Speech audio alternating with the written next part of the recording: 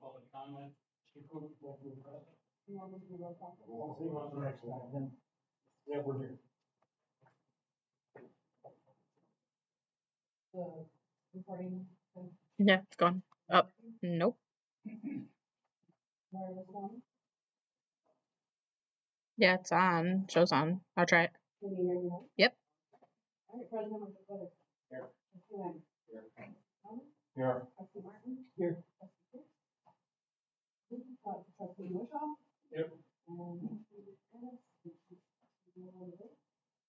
I think so. Public comment, Mr. Cruz, you have to address? Not at this time. Not at this time. Okay, we'll move on then. With the budget presentation. Before we really get started, I'd like to thank staff, especially Todd and Wayne, for all their many hours putting this together.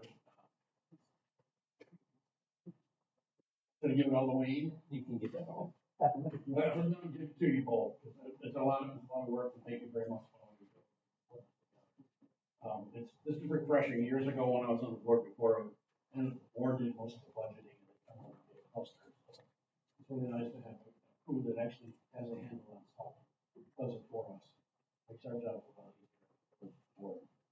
So thank you very much. And it used to take about 150 hours.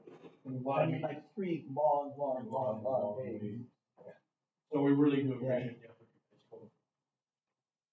So with that, we're up to Wayne. Okay. Start off with the tax levy allocation. The net new construction for the village is only 0.92%.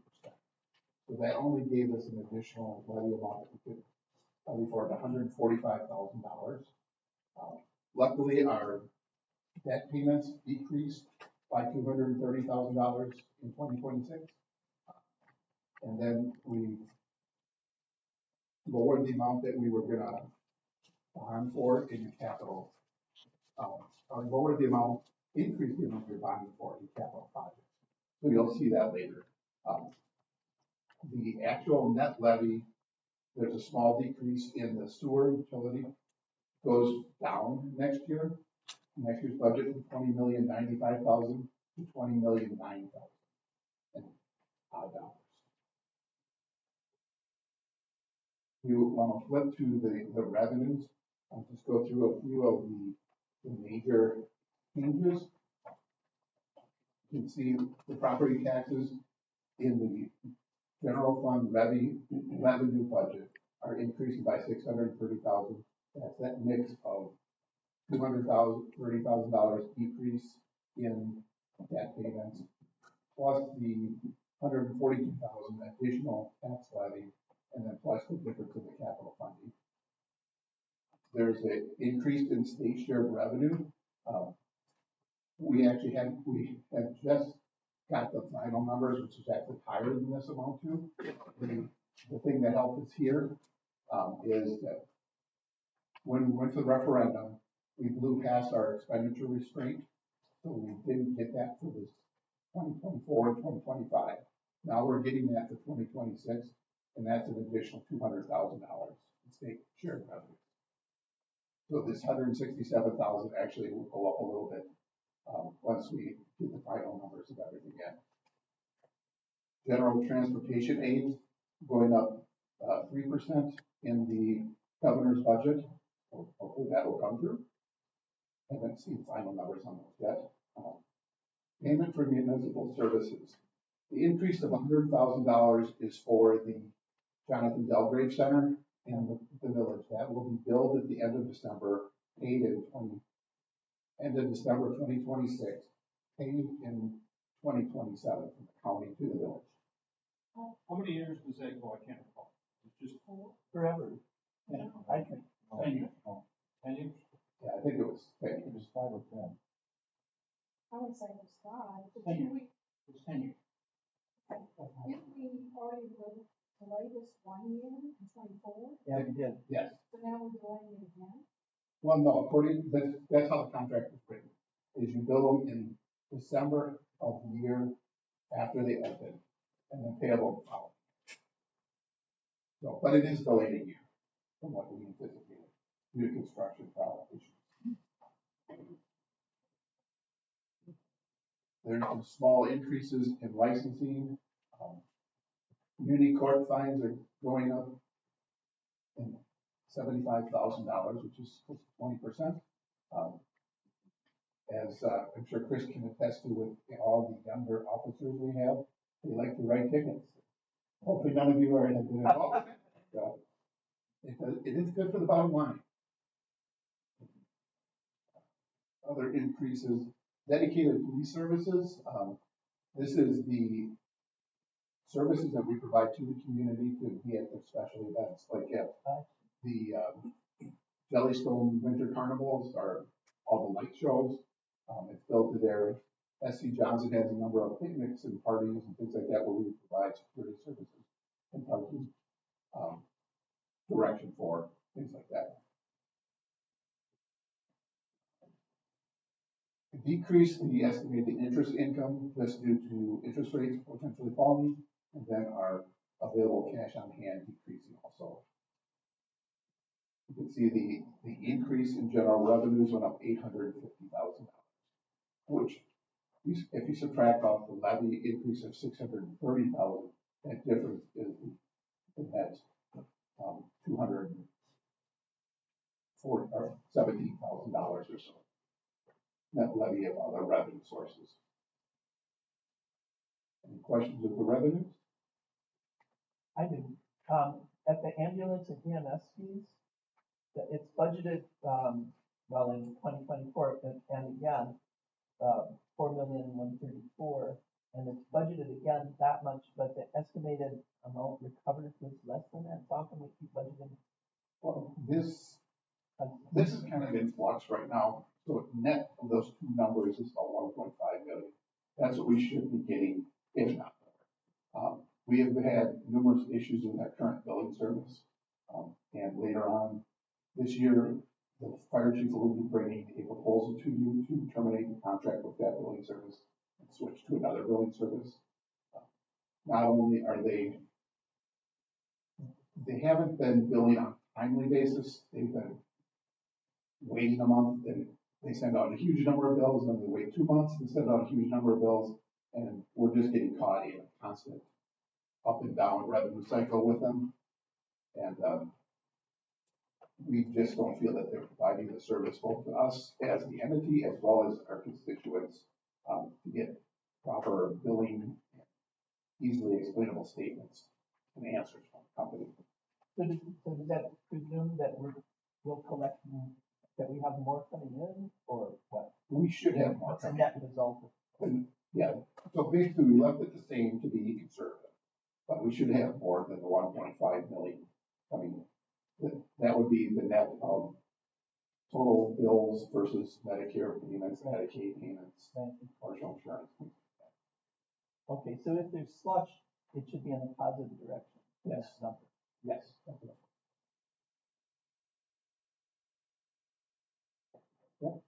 Expenditure restraint.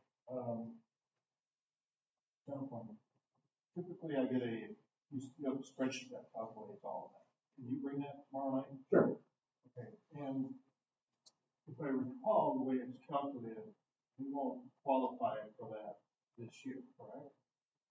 No, we should, because expenditure restraint takes into consideration the inflation.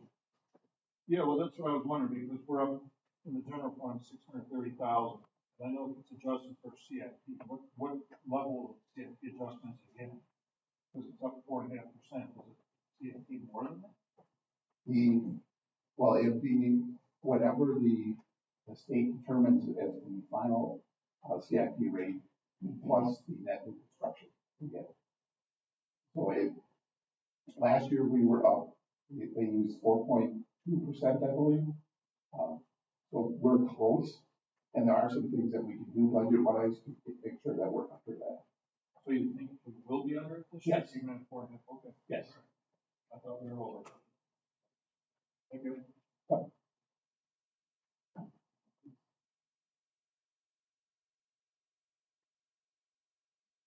And we for sure we'll get it in 2026. It would be 2027 where it would impact if it go over. Yeah. It's always a year. Right.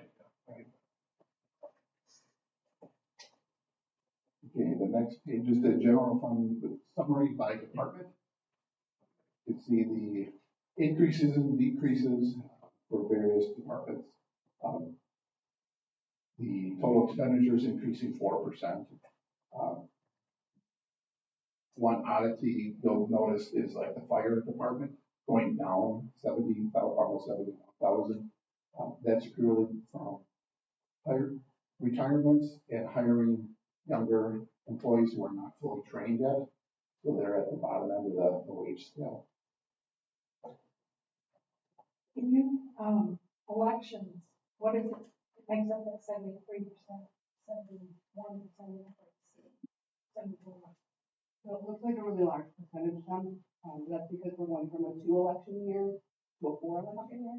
So it's approximately double. It's not quite as much as 2024, but double. In the elections, though, we are going from $12 an hour to our poll workers to $15 an hour, which kind of matches the rest of the municipalities. Also, the chiefs are going from, I believe, it's $60 to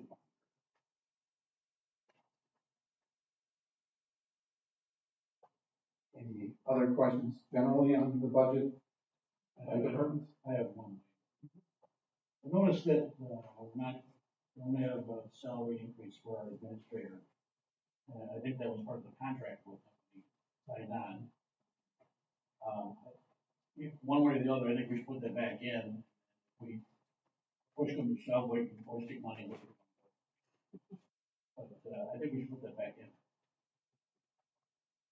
I mean, I thank you for that, but part of what I did was I was looking to do a little bit of a cost share with all of you on an economic development tool that allows for doing market analysis, looking at certain different aspects, whether it's housing, commercial elements, and that was what I was going to take whatever the raise as calculated. I was going to use that and do a cost share with all of you. Get either that piece of an economic development tool or look at some other economic development tool related to the new website. But that was really where I was going when I took out my raise when I was talking to Lee.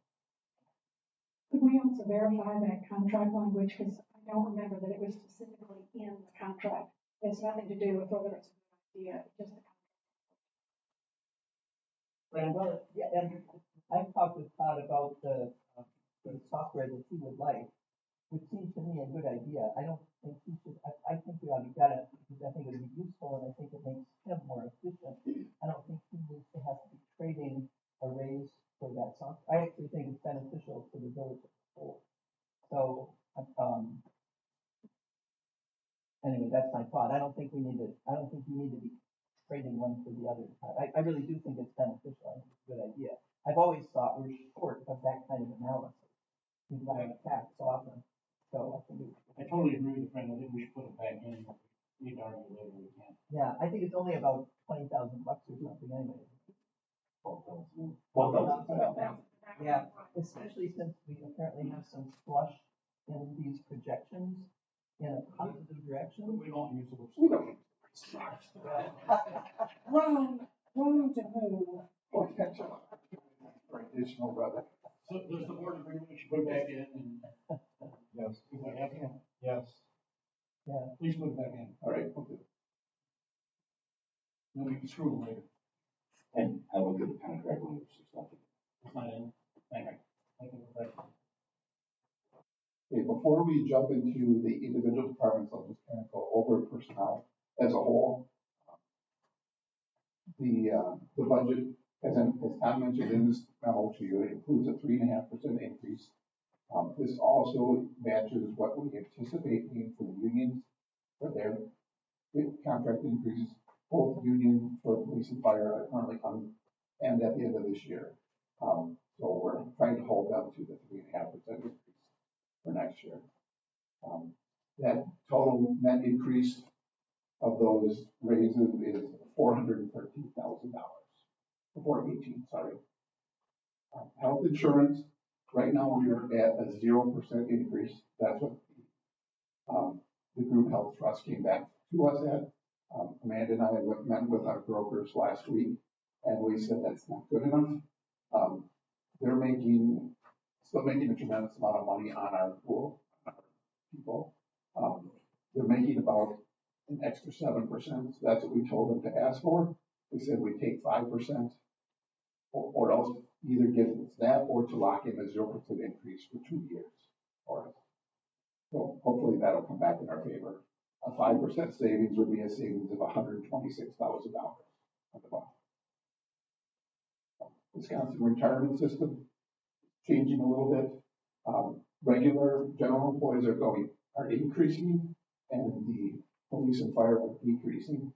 So the net of those changes is a decrease of $12,600. And then the workers' comp expense has continued to grow for the village, and it will until next year, knock on wood. This year and last year we had really good years claims wise, but we're still, workers' comp is based off of an average of 3 years. So until that year falls off. So our mod rate went from 1.52 to 1.68. So you get your amount for workers' comp, and then you multiply it by 1.52, or next year by 1.68, which is $130,000 impact on the budget. Did you hand out the memo?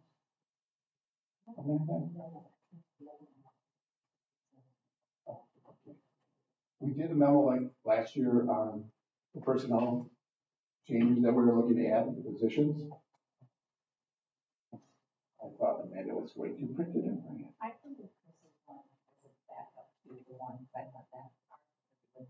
So I got it. So basically that's adding the IT technician, level 2 technician that we talked about earlier. Going off memory, I believe the net impact of that position is about $48,000. That's assuming a savings of 120 hours of contracted time, just doing some of the basic things that our contractor has been doing now. Then also adding in 2 half-time positions in police support services. Basically, to bring them in more in line with what other municipalities have for staffing, and the fact that we haven't increased our staffing over in PD for a number of years, since 2019. And so we're looking to add 2 part-time people in to give more coverage during the day. And then also, of course, with the benefit that we don't have to provide benefits for that person. Then the other personnel change is just an increase in hours in the finance department for a part-time technician going 32 hours from 24. And those extra 8 hours will be spent working with the fire department. Part of that is working with the fire department will be to relieve some of the fire chief's time spent working with the billing companies, as well as succession planning for the eventual time when Carla wants to step away. And then also working with Janice, more with Janice and the utility to make sure that we have a little more in-depth understanding about the utilities billing system and everything Janice is doing for succession planning also. So do the 2 additional part-time people for police support, does that get paid for out of the state shared revenue, because that has to be allocated to safety? Well, the expenditures are allocated to police share revenue, but it's not like a 1-for-1 where all the money comes in and it's spread across the whole village. So it's not. But which is the part that has to be allocated to safety? The maintenance of effort certification that we have to do each year basically there's like 4 questions, and one of them is, do you have the same number of FTEs or increased number of FTEs? You check that box, you're done. You don't have to say we spent $600,000 because that's itemized. Right. No. There are some with dollar amounts with how much is spent in the budget. Some of those the questions that you can check that box, but they basically get all of our information and they verify it. Okay, so just to be clear, not necessarily question its allocation, but it could be spread across anything in the village. It doesn't need to be related to safety, Correct. You know, like, once you've got that. if our budget in state share revenue goes up by 167, Yeah. we don't have to keep that in fire and police. We just have to maintain our level of effort. Can I ask a question back, and it really goes, I guess, to Chief Bosch? 2 part-timers will, I mean, I know your support staff is well overworked up there. So is 2 part-timers better than 1 more full-time for you? We were just trying to do it in a way that was a little more cost effective. And so we could reduce the benefits and the costs that would be associated with that aspect of it. We would be able to work different days and have a little bit more flexibility with that. So that's why we thought this was better. Okay, thank you. There is also one person who's currently a temporary person, so she would be converted to part-time permanent placement. So that would also be part of that. So she's already working, she would just be converted to a permanent employee. Only part-time. So then are we just really adding 1 part-time? I'm confused by that. If she's already working, Technically, yes, but she's not on the book as an FTE right now. She was a limited term employee. Any other general personnel questions? Yes. I don't know if you want to talk about this now, but I have a question on IT specialist. Mhm. Okay, so I understand it is 100% budgeted in police support, correct? Correct. As part of the $92,000 increase in police support, and you're projecting the salary and benefits to be 63.9. What exactly is this going to replace? It's not going to replace OnTech completely. What is it going to do? So I currently spend quite a bit of time doing the easy things, like setting up new accounts, putting people in the groups that they should be, security groups, also unlocking people's passwords, changing passwords. That's where the new person will start, is to do all these really basic help desk type things. And from there, we're hoping this individual is able to gain the knowledge that OnTech currently has, with working primarily with the police department and the squad. Working with the GPS units,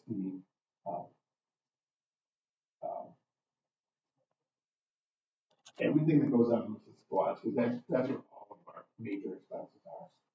That's where your problems are too. Yes.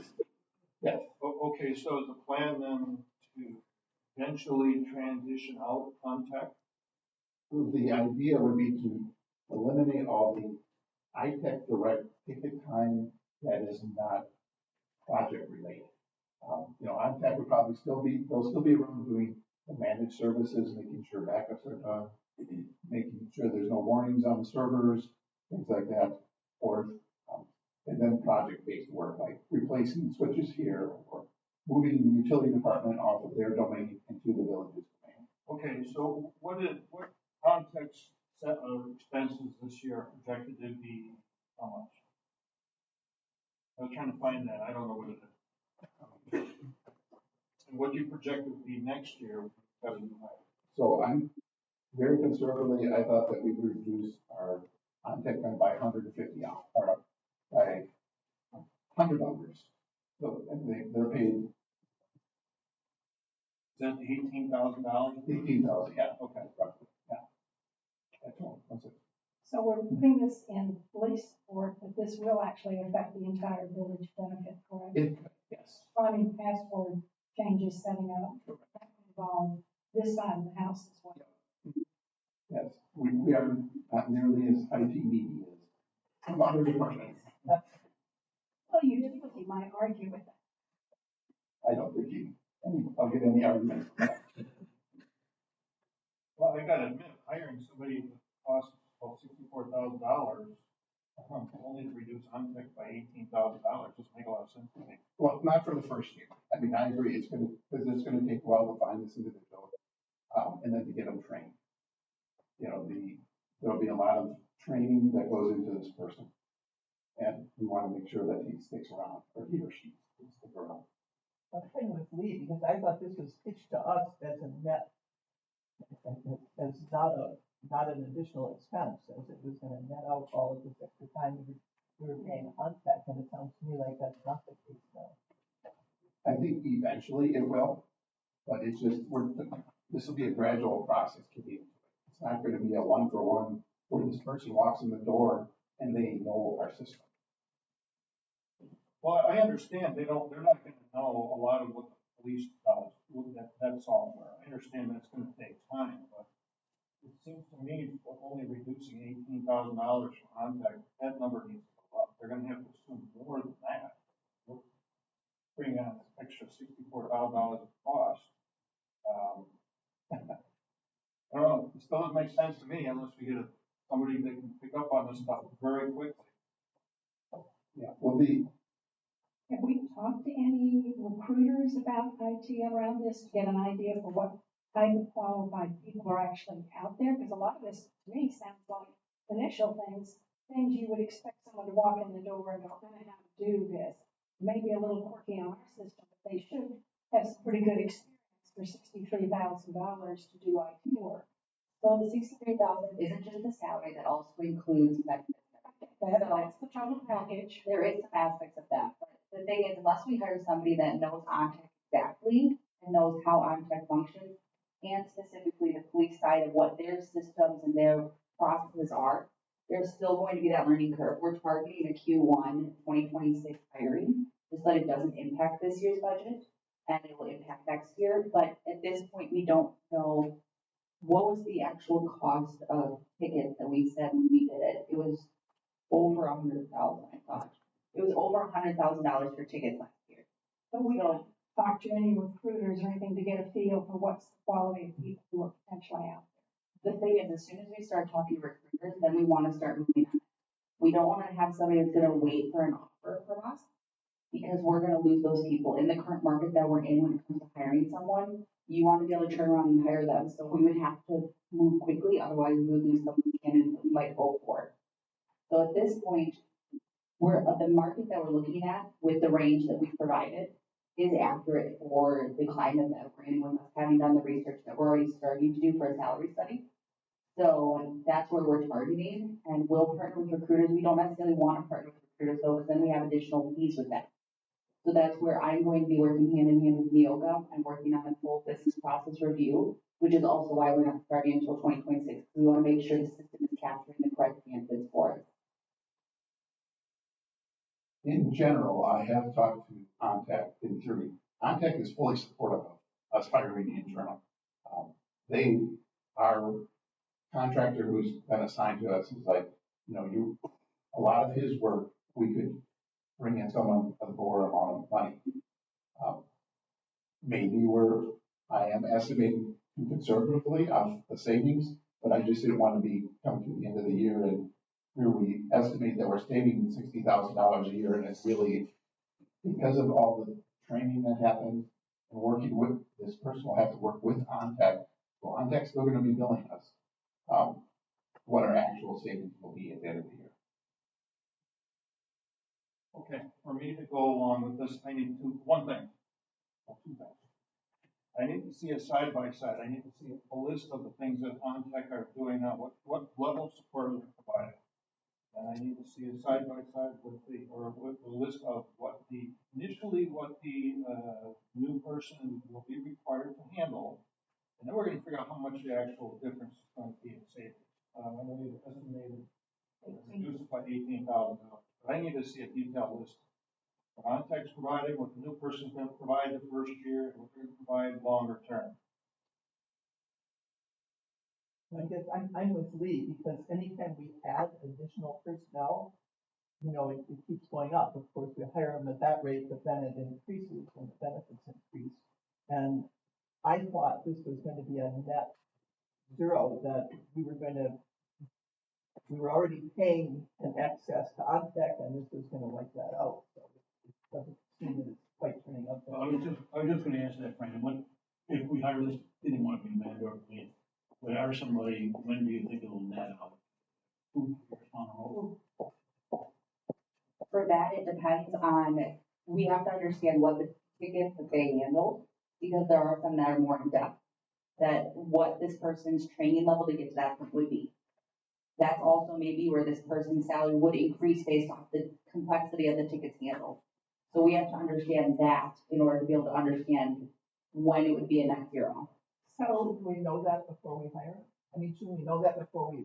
we don't have, Some kind of, We don't, it's also a question mark, because with Optic, we don't know necessarily if, like, what might change in the IT world, what might change a thing. IT is very in demand right now.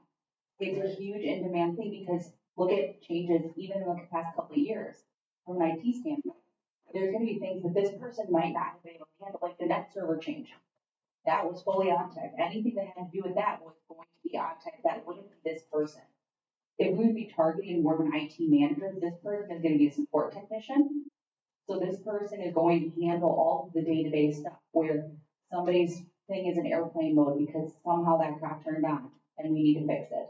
If we have a fix of resetting passwords, it's going to take that off of Wayne as well. So there's going to be aspects there where he's going to have more time to be able to focus on things like this.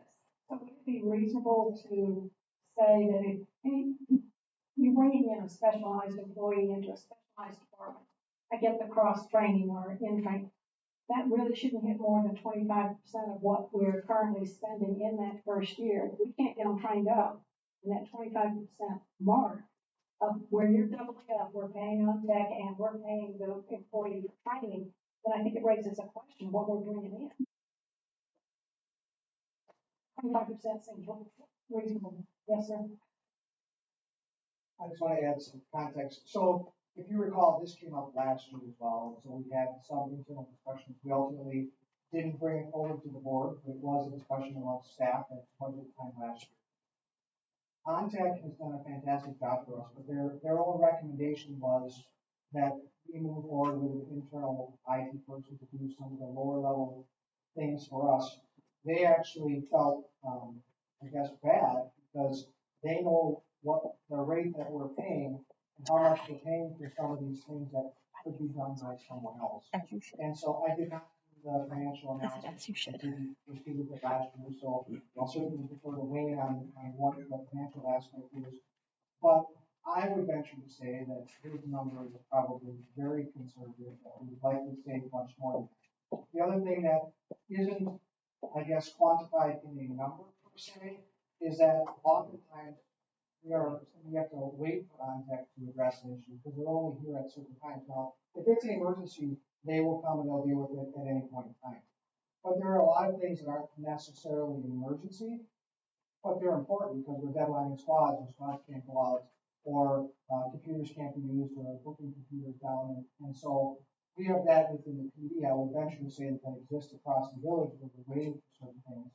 So although the financial implications are a huge piece of it, there's also the benefit of having your own individual that works for this municipality that can jump on those things right away and then free up other people to do different things. So obviously, what Lee was requesting, I think is an important piece of information, but there's something outside of the financial piece that should be.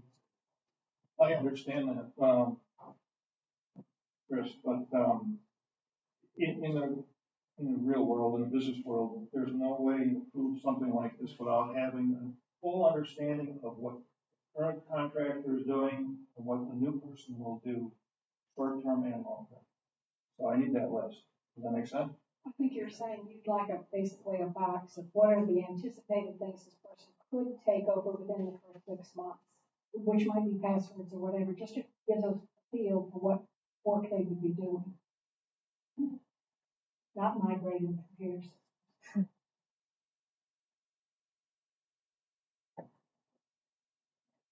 Okay. Any other comments on personnel changes? All right. Then we'll go into departments. First one is the village board. The increase of $8,187.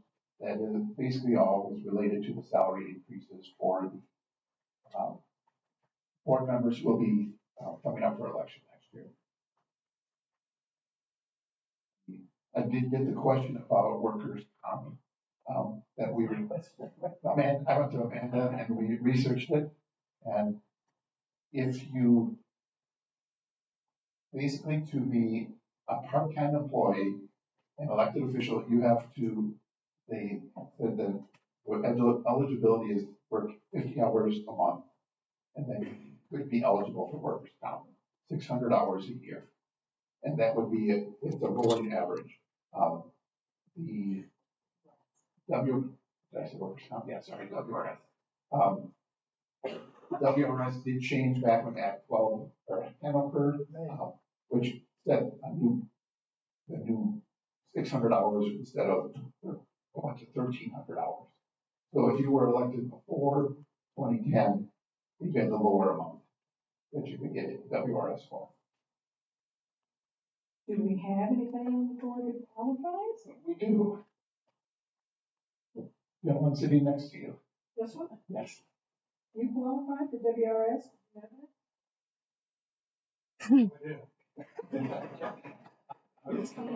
Check. Wait, saying on hold? You've been here a long time. And Holly does too, of course, for her current position. How much do I get? $20.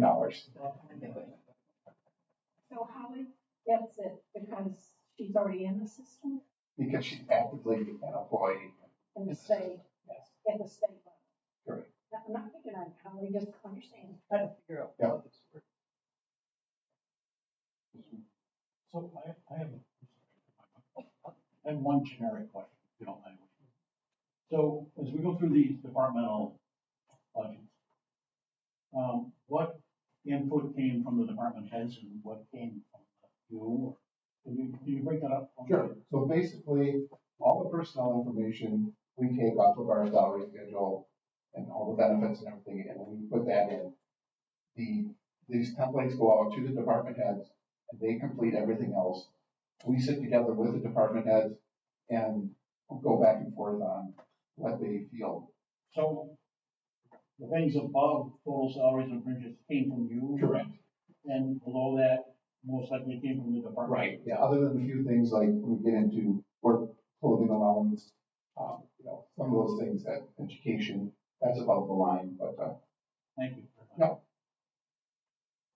Any other questions or expenses? Village clerk.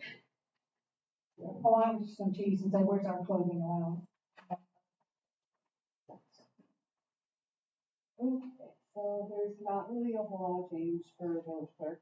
A couple of things, we did request additional money for education training because the deputy clerk who may want to take part in the Wisconsin Municipal Clerk Association certification process. That's a program offered by UW Green Bay. It costs about $500 a year for 3-year program to get certified as a municipal clerk. And then there are other conferences and things, so we just wanted to make sure there is enough money for both I and the clerk to attend those. We did move around some of the other items, so office supplies and postage and shipping, those are going for the village hall. And for the office supplies for the department, for pooling office supplies, since we already kind of did anyway. And it just really seemed to make sense to have that all. What about the overtime? The overtime was from election. So You're projecting overtime for that. projecting, yeah.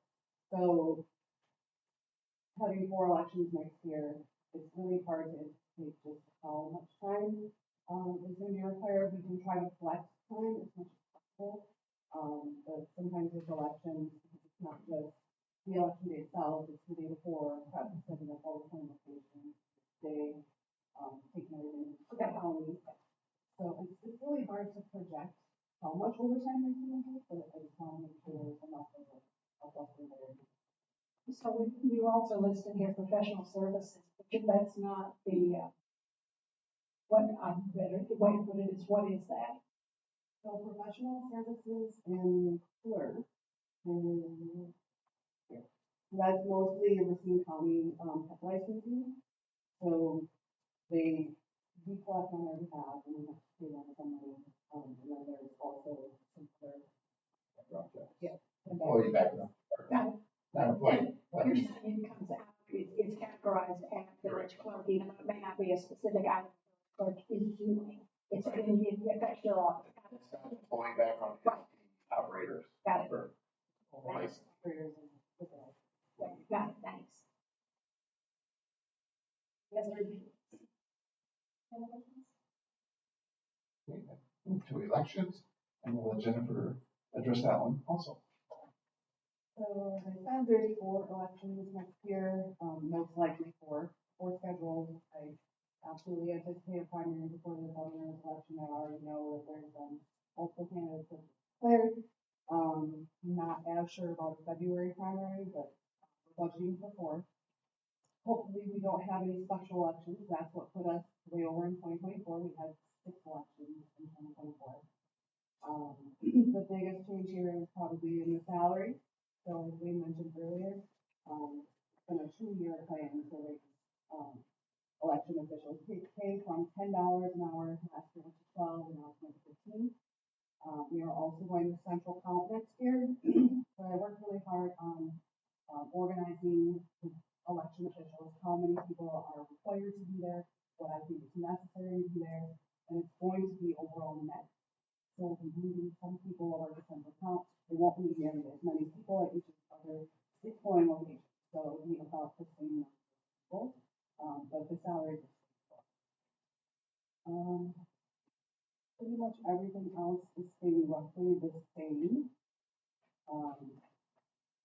The contracted services, that's another one where a lot of it is command central, things that we have to pay the county for contracted services to service machines or do maintenance licenses.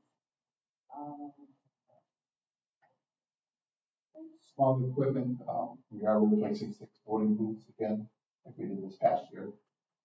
And I think after that we should be good. So I'm replacing single booths with a 4 booth that includes a handicap one handicap for 3 regular.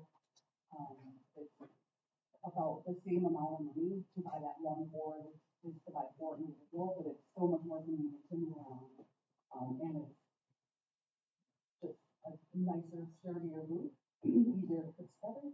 Once I have 2 for each polling location, and then we have all of our other ones that are backup, I think that we should be good for several months. How about battery books, is that all included, is that all paid for, taken care of, or all the?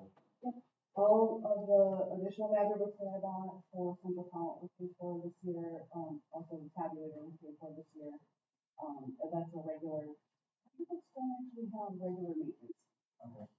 Election commission does support them, but they don't charge about it. So, the work supplies would be for elections, Yeah, work supplies, I mean, that's not. in addition to office. Different. Right. Let's see, how do we split that The up? work supplies is primarily voting. Oh, no, that's the small equipment, right? Smaller Oh, small equipment.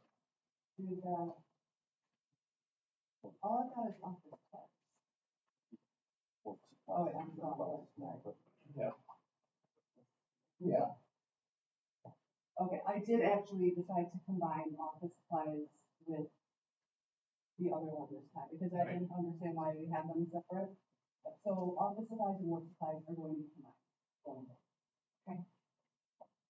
Just for the purposes of elections. On the election. Okay. So that's, absentee envelopes, those are actually very expensive. Stickers, signs,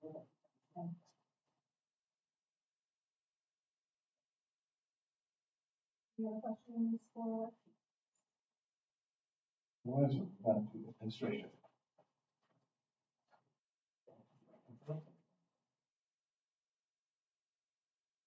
I think the numbers already changed based on our earlier conversation. So that's one change. Really just kind of look to keep it relatively the same, not too much, different, and working with Wayne to kind of understand where Kathy and Wayne split the budget last year.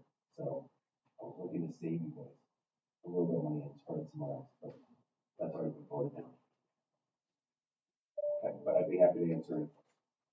And the only other thing is we increased the education and training a little bit, membership dues with Amanda coming on board. And, that the IT maintenance subscriptions, that $12,600 increase is this is fall for that. Where is that? Very bottom line. Before we- Okay, okay, I see.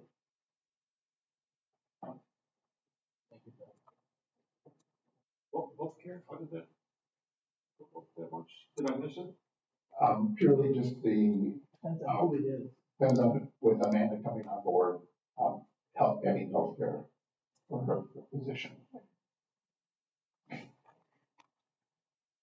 Well, also wouldn't that be, we also had that time last year when we didn't have an administrator, so our healthcare costs would have dropped down during that time. Right, it really has to do with whether somebody has a spouse who provides health insurance, and that's just kind of random, and Correct. so it goes up and down. Yeah, there's a mix, you'll see in all the departments. Yeah, Increases, even if the number of employees that change, they're mixed. Mix has changed. We're watching on healthcare now. So, No, I'm referring to your raise. We may amend your contract on that. Okay, finance department.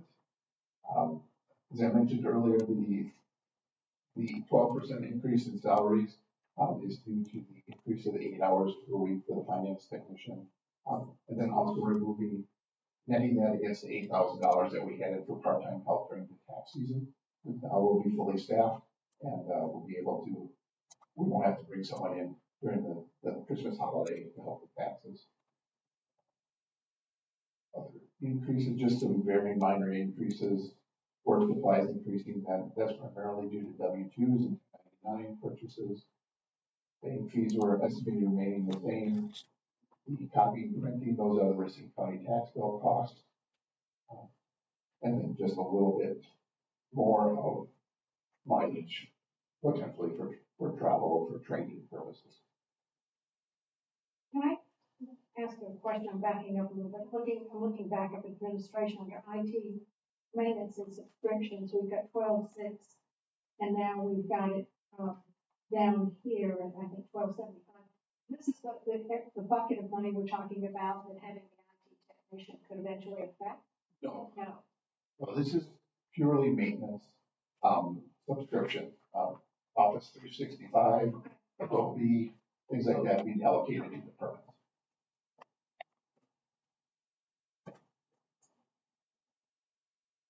Police departments next.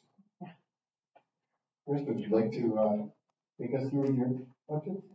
Sure, and just as a reminder, the police department budget is really broken into two budgets. There's the general police budget and then the police support services budget. As it relates to the general police budget, Wayne had mentioned this before, but obviously you'll see healthcare costs are down, and that's a lot of the new officers that we hire are young, they still live at home, and they're most likely under their parents' insurance for at least a few years, so that is helpful to the budget, but at some point, as was mentioned, that will increase, but for now, we're looking pretty good. The remainder of the budget is pretty standard, no real surprises. I will just highlight the last line item, which is the digital evidence management. There's a significant increase in that one. Because last year, as a capital item, we added the Axon body-worn camera and Axon fleet squad cameras. And so it was a capital item last year, but it hits the operating budget this year as a cost. And so that is a rather large increase for us. But that's all I have. Some kind of questions on the police budget, and then I'll get support service. Is that extra 100,000 annual? I mean, every year we're going to pay that? Yes. Okay. I do have a question about retiree healthcare because I'm never sure where we are on that. I see that there's an increase in it. We're not adding that anymore to anyone, but we still have people. No, we still are. If you hit the formula for retirement,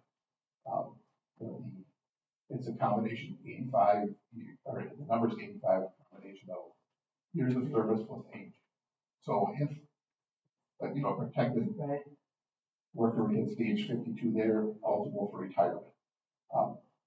The village does provide 50% of their retiree health insurance until they reach Medicare age. okay. I thought But we that is in like 2018. So anybody who's hired after, I believe it's 2018, that's what I is thought. no longer eligible for the retiree health care. That was my recollection, is that there was a change at some point. Yeah, in 2019, for police, 2018, fire engine. Okay, so And everyone, some years out, but. right, yeah, everyone who's retiring now is still getting it. right, but people newly hired now are not. Are we on staff order now? Right now, well, we have, an Oscar's leaving on October 2nd, so we'll be down one then. It's a moving target. So there's our staffing number, which is 44, which is what we're allocated for. But then what number are we functioning at? And that's really the more important number, because like right now we have 4 people in training. So we're really functioning at like 39. But we're only short of 1. And so we have one person who started on the 15th, we have another one starting on the 3rd, and then we are just in a constant state of. Any other questions on the police budget?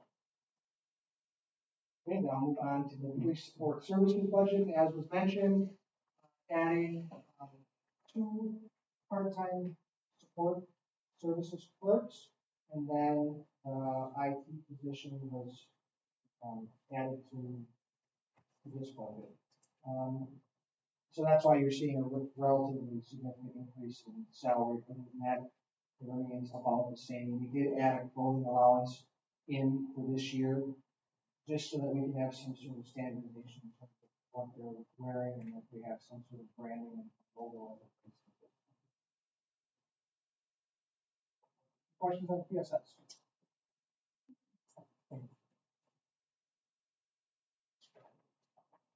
For the courts, I can handle that one.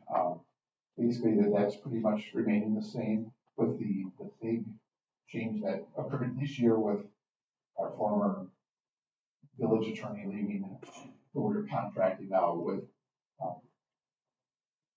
PEG for court services. It is going up more than we had budgeted for this year. This year we had budgeted 45,000. Based on utilization, we're estimating 70,000 for next year. And then the work supplies and IT maintenance and support. The work supplies basically was subscription services for the TIPS program, so I'm just reclassifying that. But the big increase you can see is the $33,000 for court. Is that because there were more court appearances, or what? Issuing more tickets? Issuing more tickets So for that's appearances. offset by the revenue? Sure. Basically.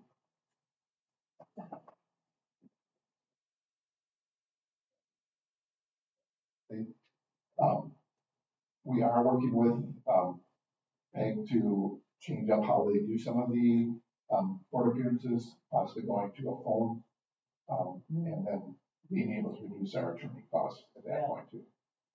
So they're working on it. Elaine is aware that how much it's increasing over what we budgeted this year, so they're trying to be helpful. Well, it was a little heftier this year with some issues we had up on 131. That has to be legal. Yep. No, that wouldn't affect court. That would have been, yeah. Any other questions with meeting court? Otherwise, we'll go to fire department. Thank you. As far as the budget goes, the major changes here are on overtime. We had another 100,000 overtime. That's what we actually spent over the last 4 years. The average is about 210. So this puts it more in a realistic amount in which we actually spend. Clothing allowance was added. MOU signed at the end of the members, this reflects that dollar amount, anticipated raise or increase in the dollar amount of the new contract. Tuition reimbursements, we added $15,000 on there. This goes with that language for paramedic tuition reimbursement that was just passed earlier. This reflects about 7 paramedics that anticipate graduating next year. And then on vehicle repairs, we added another $5,000 to reflect what we're averaging, we're spending on this solar fleet. Couple other items, you'll see in this budget as well as the building or the facilities, and in the police too, the utilities numbers are higher. Because we weren't sure what the building utility costs will be moving into there this year, as well as like building repairs and maintenance and some things like that. Is that mainly electrical, utilities, what is it? Yeah, Yes. It's gas and electric and combination. Other things, water also.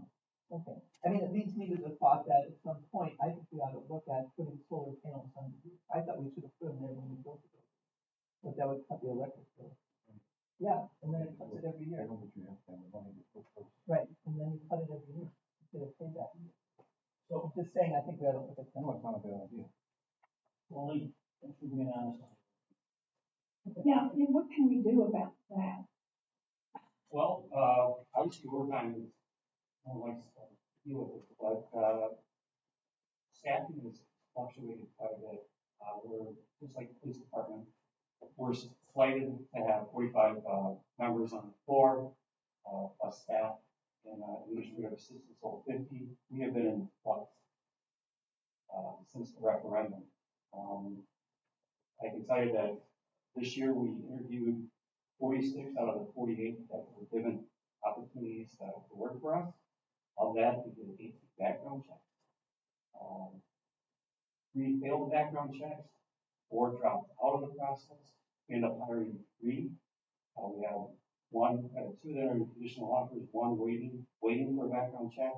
Since that time, we've had 2 candidates resign and 1 get terminated.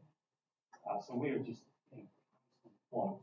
And then on top of that, I have 7 paramedic students that go to school 3 times a week. We're in the process of bringing them up so they count for staffing, they're able to operate a fire engine. So during the time that they're at school, we only have to fill for that small amount of time. When they come back, they can operate as a firefighter. So we're trying to cut down our overtime costs. We've scrutinized all the sick time. I've gotten it to drop down 532 hours from this time last year. However, my family medical leave hours have increased by nearly 1,200 hours this year. Plus, I have 2 anticipated people leaving for children at the end of the year. Currently, I have 3 people on family medical leave. So we're running a skeleton crew. We have Station 12 operations, 1 company out there, despite the referendum. We have 2 companies out there. So until we get to full staffing, everything that you see in the overtime, we have 1 crew out there. Are there any firefighters on this facility? On disability, as far as like long-term disability, I have 2 individuals that are out. One is possibly going to workers' comp. The other one, wife is had an injury, so he's using medical leave for that. She's okay, but she can't care for herself. I have another one that is on family medical leave, receiving treatment at this time. So as far as duty disability, no. Possibly towards the end of the year, 1 with some family medical leave, but that'll have to play out.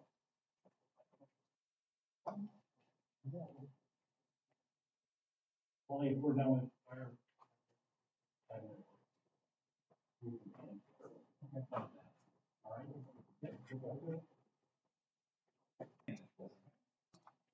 Yeah, I got mine. So, building departments is obviously that's building inspection, building permits, and everything related to that nature. Everything you see on the proposed budget is pretty much status quo. There's just a minor increase in the office supplies. Any questions on that department? It's about as exciting as that. I got a question. You talked before about combining two office work, just yours, strictly you and all everybody. Me, because I work very closely with the front desk, Okay, so my office supplies is generally used for the whole. okay, so we're not looking at everybody else.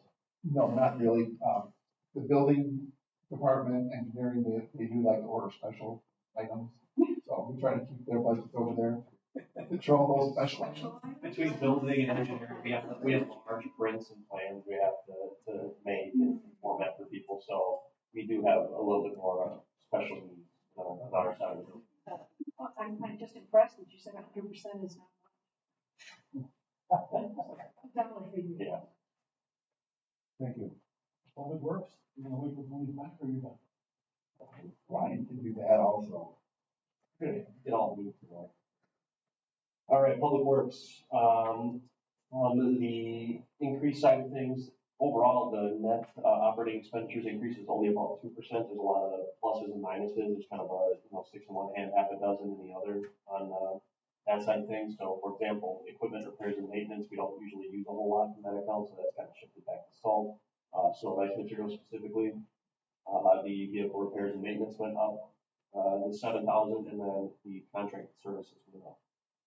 Contracted services, more specifically, are things like large tree clearing and cutting down. Our crews cannot, they're not professional arborists. They can't handle some of the big stuff, so those get taken down by additional crews to a level that our guys can handle.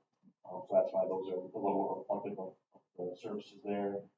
Vehicle repairs and maintenance has gone up just with the state of the industry, and the large repairs, we just had a $6,000 bill on one of the haul trucks.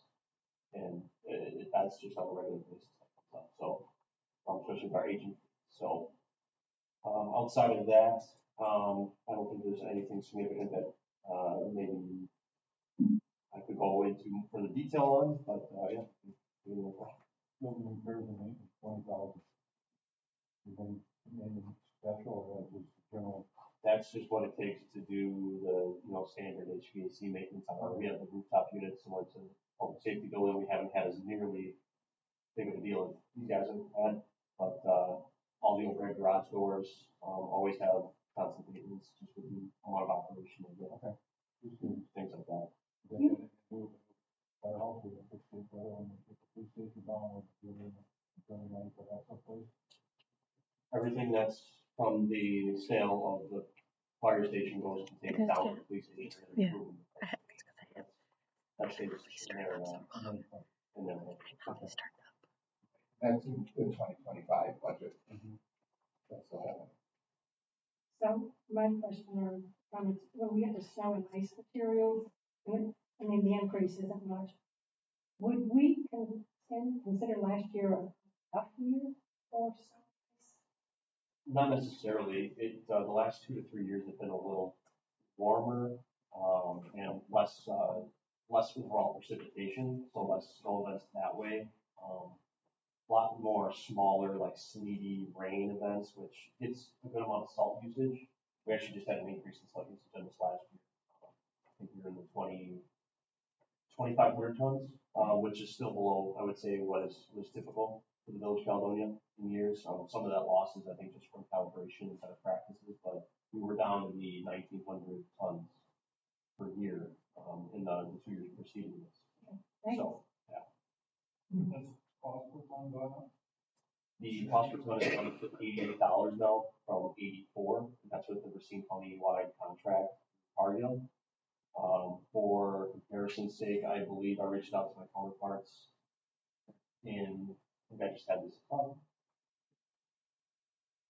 my counterparts in the Milwaukee County area that were, they go to the state bid, I think they were closer to $80. Now, I don't know, historically speaking, I think it's probably been a big group of people who stayed together, purchased together, hopefully drive down costs for the local area. The state bid, that's a huge group of people that you have to pay for storage at at Jones Island, essentially. There's other factors involved with that cost, so I don't have all that information, but it is cheaper. Did I hear you say 2 years ago we used roughly Maybe 1,900 tons? Yeah, I believe, I had a memorandum, I think that last night I used it, but I'd have to pull it up, but yeah, I think for the 2 years preceding, we were just under 2,000 tons per year. And this year we're projecting, or 2025, we're projecting about 2,400. 24 to 2,500, yeah. We still have, I keep knocking on wood here, but it feels like a Halloween storm time of year. It's like a farmer's almanac. Engineer's almanac. We haven't had one in a few years, and it seems to just kind of pop out of nowhere and it's just a feeling though. But anyway, there's obviously still opportunity for 2 more months at least worth of snow and ice maintenance. A lot of times you guys have seen me come up with, if I know we're not gonna have any concerns, and we technically don't, but if we have any concerns going into the beginning of this winter season, I'll usually try to do a budget amendment for salting equipment to improve our fleet's capacity to handle brine, things like that. Right now, the next step in the brine, the next step in the game for our facilities and for our crews is to get a full-fledged brine tank that applies the brine to the ground. However, that's a slide-in feature that's at least $20,000, and that has to slide into the back of one of our trucks. And while these are all hypothetical things that don't actually apply to the budget right now, but that's just the tangent I've gone off on here. But that's the next step, and that only with a full, that's around 1,800 to 2,000 gallons of tank. Application rates apply to that. We can only apply that to our main arterials, but we have to refill that thing twice. So there's multiple steps in this grand scheme of applications. Right now we're gonna full steady with that. No budget.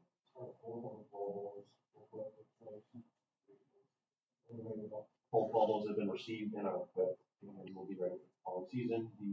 As I mentioned in our staff meeting earlier, we had a Mack single axle to be replaced and upfit this fall. However, the upfit closed. 2 weeks ago, we just got notice.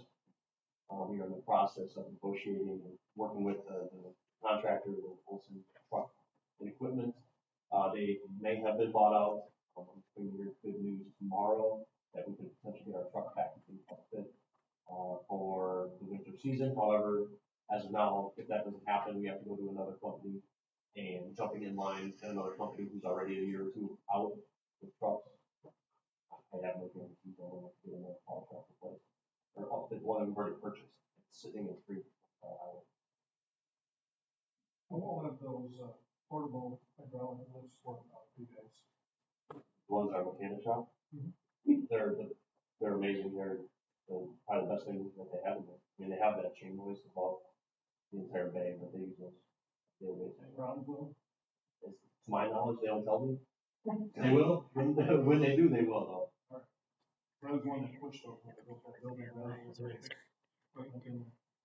I've heard more complaints about it. Good. Thank you. I'll pat myself on the back. Okay, Thank you. thank you, Lee. Yeah. Thank you, Ryan. Moving on to engineering, we'll just stay in that corner down there. Ryan. All right, engineering. So, engineering, we were able to add a new technician earlier in the year to replace Rich, who had obviously over 30 years here. That helped how it reflects any salary changes that you guys see on the sheet there. Otherwise, from an overall standpoint, from an operating expenditure, the contracted services went up $1,000. That is directly related to our bridge inspections. We have most of our bridges are on biannual inspections. However, when they get to a severe enough condition, they become annual inspections. And we do have an annual inspection that comes up. That is the full horse drive. Just about 38, whatever. But we have one bridge that we have to inspect annually. Therefore, the costs for the engineering services will inspect that bridge has been.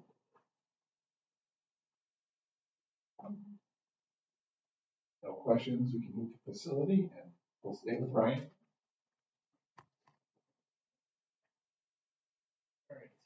Maintenance of facilities is probably just as exciting as some of the other departments there. Contracted services has gone up. That went up a big amount last year. That was due to the public safety building increase. And Wayne, what the large increase on this one was again, It's the, building security monitoring version, as well as the access control for the doors, software, make sure people's key fobs work. That's what the big increase is for, once again. Is that a one-time expense or No. that's an annual? No, everybody is, wants their money every year. Ongoing maintenance.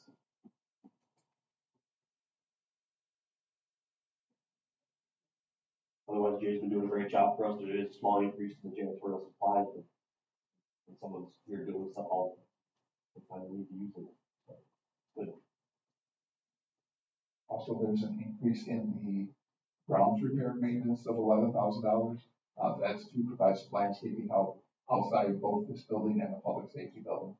We noticed a tremendous amount of weeds and even though a lot of more thistles, and we try to pass it off as, you know, we're trying to maintain our property. Some certain people didn't like that. Vote on communication services.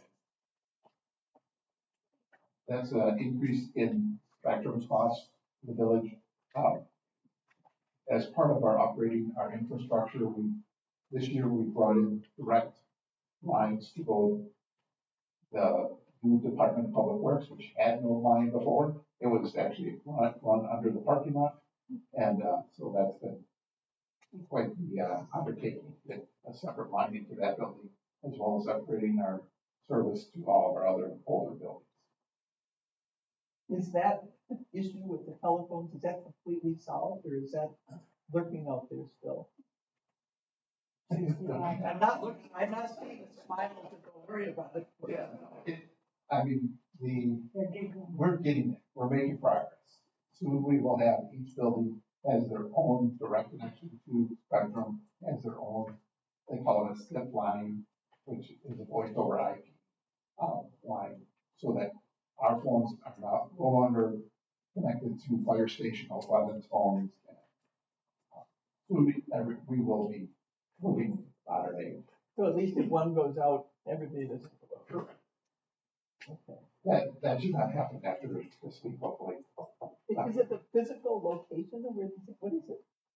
It's the way it was structured back in, you know, when this building came in, they did not put any infrastructure into this building.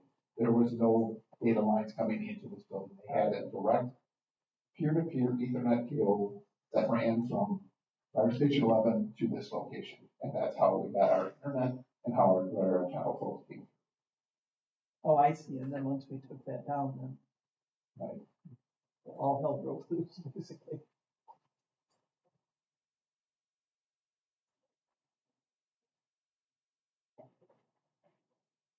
Community development. Thank you, Wayne.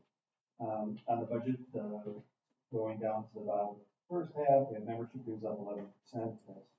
That's having a new employee on board. The previous zoning administrator paid for their own dues. So we're budgeting for their dues as well as for the Professional Planning Association. The professional services has seen the largest drop of $13,000 after having a conversation with Wayne and Todd. That $13,000 was allotted for the flower pot beautification project along Highway 32. And there was, I believe that $13,000 could be reallocated to some other efforts within the village.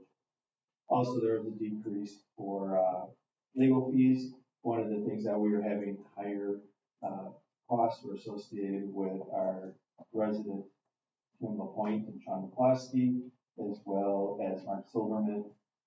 And so those estimated costs are projected to be down this upcoming year. We don't have any major code enforcement cases that will incur legal fees. And then the last one to point out is, well, for work supplies, it went up double. One of the things that we want to purchase this year is a decibel meter.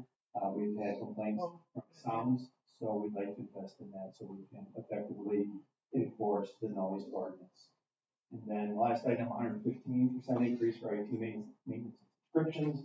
We took money out of professional services that was dedicated for the zoo Video conferencing has now been reallocated to the IT maintenance subscriptions as well as the zoning hub and then other overall IT maintenance costs that are associated with maintaining our services. Okay, so I know we've had this discussion. Are we looking at possible video supplies so that ultimately we could have, live streaming of the village board, or is that nowhere in here? I don't believe that would be under I don't know where development that'd be. budget, that'd be probably maintenance and facilities, but hand that over to Pat. Yeah, we can look at that under maintenance and facilities, but that is not just yet. Okay. Question. So we have those capabilities over in the training department, right? For fire and police, we have most of those capabilities. So we couldn't just all go over there. Is that in fact possible? Let's say there was emergency, let's say, I don't know what, there's a snowstorm or another COVID or something. Is it possible that we could use that facility for if we needed the whole board to meet by Zoom? It is, that room is equipped for that very purpose. That was some of the discussion was that if we ever had a COVID-like scenario again, that the board could move over there for a time or two. I think if you wanted it for a more long-term or more cost, then why have it here? Then one-off scenario could be called it. It could be a fridge. Yeah. So in that case, we must know about what the cost would be because you already did it. So I'm assuming it would be about the same. That would probably be a little bit different because you've already have a building in place, and that was probably designed when the building was being designed. Probably would have probably added a little bit of a cost savings related to that. This would be looking at, where you can put the cameras, like if you want a camera that can or see every member of the board, plus you're also going to want a camera that can see any individual that is speaking to the board. And then sometimes you have a PA system, but some PA systems will pick up sound here and just go back, as opposed to using microphones. But those are all good options that we can. Having a false ceiling is helpful, but it's really like looking at the equipment that is available and what would be the approach that the village board would do. I think Wayne, you told me it was about $80,000 for training. Correct. So we're talking about like 80 to 100,000. Right. Okay. But that at least gives us a starting point. Some kind of ballpark. Thanks. Related properties, if we were to tear down a house, for property like we did this year, then professional services. Yes. So that's the 15,800. Yeah, and then we range between 18,000 for the Bergman property in Douglas, 85,000 for Point on Highway 30. Yeah, and that brings me to my next question. As I recall, we paid up costs there and property owner was supposed to pay us back, correct? Or we were going to make the property. Right, there's a special lien that will be assessed to the property owner on Highway 31 at the end of the year, and if they don't pay that, then I believe I'll actually ask Wayne, maybe he might have a little insight too, how that default and special lien process works. Right. So they will be getting a special assessment on their tax bill for $83,914 spent on the property. Okay. And then once the property would get farther through the county's process as far as the default. So the village will be made whole next year. Maybe. No, we will get paid. Well, the county may not. But Yeah. we will. Oh, right. Oh, so the county reimbursement? So every year on the taxes, whatever we put on the tax bill, we get paid, and then the county bears the collection. Well, that's good. Yeah, municipalities actually aren't able to foreclose on property because it's for a special assessment. So the counties. I see, they're the ones that foreclose on it. Correct. Oh, well, that's better than. So we'll certainly get it next year. Correct. Yes.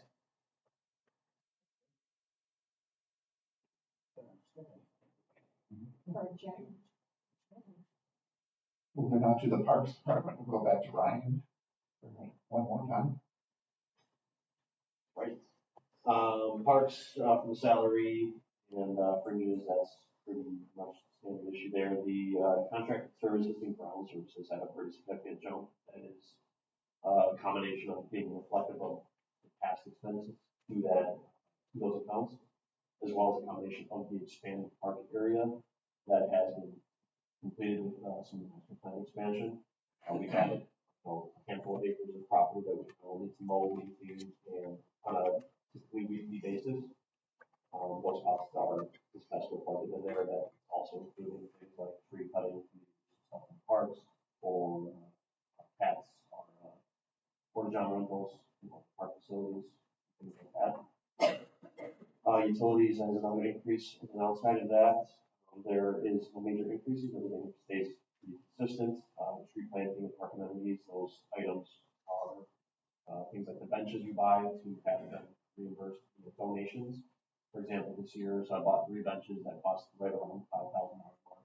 But then we got one donation that's gonna be the guy that's donating the concrete to install the benches. He's gonna get a bench in exchange for the donation of concrete slabs. We're gonna get about 12 slabs in the park, probably the next couple weeks. And then with the park amenity or the tree planting, we also planted 14 trees, with that, help fill in some of the extreme property. So, but that's not exclusive to Crawford. Crawford just happens to be the most vacant and open space for that area. Any questions on parks? So remind me, do any of these fees come out of the impact, any of this get paid out of impact fees or not? Because that's only for new parks? Correct. The park development, Okay, parking back. okay, so even though Crawford is new in a sense, once we've got it, then whatever we do on it doesn't profit. Are we holding a bundle of money somewhere for that? Yes, in the general fund, it's dedicated for park improvement. There's $580,000 in the general fund. Okay, for park improvement, but does that mean purchasing new park space or does it mean? That can be used, so in the budget, there's $1 million that we're requesting to pull out of the general fund. We can take 500,000 out of the dedicated park Out of impact the fee. impact fee. And then 500,000 just general. Okay, okay. Then that uses up all of the impact fees. Correct, and you have the certain ones, so you've got 7 years to use the impact fee. So that would take us, down to where we don't have to worry about losing Right, impact fees. okay, okay. I wanted to, sorry. We decided to leave some of the areas around the walking path natural instead of cutting it all every week and just being trees. Yes, so the plan, and it's not gonna be very evident for probably a couple of years overall, but along that eastern edge, primarily the southeastern area, where there's an existing natural tree line, I'm gonna try to keep a 25 to 50 foot buffer off of that and slowly let it naturalize. I wanna give it some trees to help it, was a Kickstarter, but I wanna provide some tree features that also drop seed pods and things like that to help promote some natural growth, but, that'll also help reduce some of our mowing, and provide some natural. Yeah. Just for like nothing. Right. Feeds the bees and everybody else. And a large portion of what you see out there now, with pending projects in the future, there is a large area that will be designated for soccer fields. So those will try to maintain higher levels so that they get used. But primarily along the eastern and southeastern corridors, those will be designated for more naturalization. Okay, sounds good. And then to assist with Wayne, I don't know if I've brought this up yet, but our goal in 26 is also bring the park sponsorship program back, which is signage that line the outfield walls and on the backstops here at Crawford and backstops at Corning Park. That was started back in 2018, and it was done to obviously give people advertising, local businesses, places to put their information up, but then there was an annual fee to donate to the parks. That stopped in COVID, during COVID, for obvious reasons that we didn't want to put charges back onto local businesses who are already struggling with other things going on. Starting in 26, we had 43 total sponsors. I've reached out to half of them, already was going to reach out to the other half.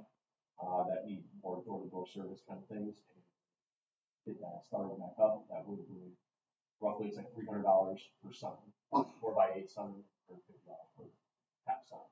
So that's a sponsorship program that's more along the donation side of things, but that also be hopefully started in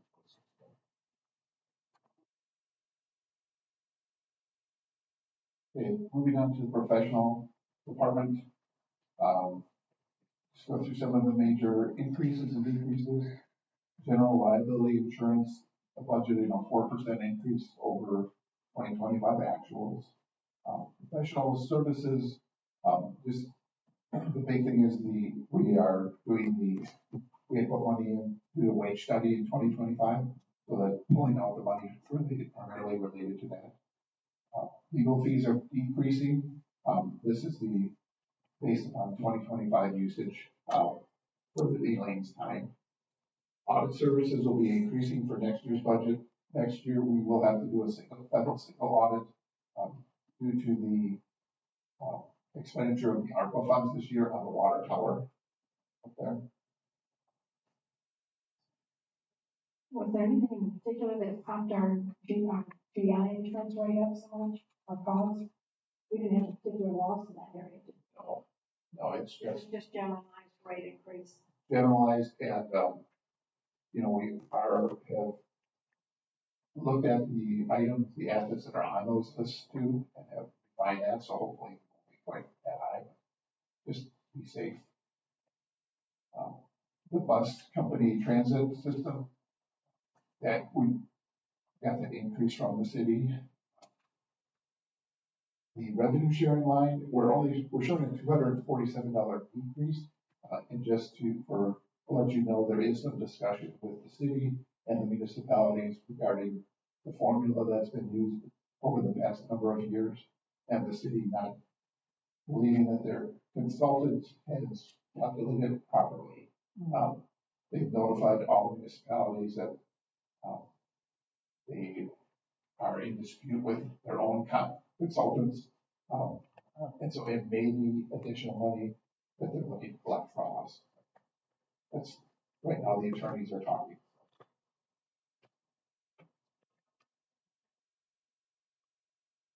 We have some decreases in IT contracted services here, based upon the IT tech coming on board, as well as other items changing around what we're doing with maintenance agreements and items like that. And then IT infrastructure, some decreases there also. I'm looking at private property maintenance. What is that? That is the weed. The weed contract, oh. yes. And the IT maintenance and subscription and the contracted service, that's where the costs are for the new website and the codification of municipal ordinances will fall in next year budget.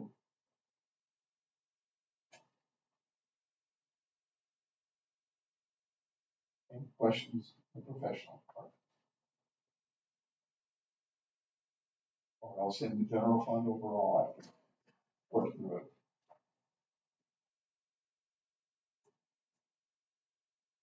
Once, going twice. Okay. You're doing a great job.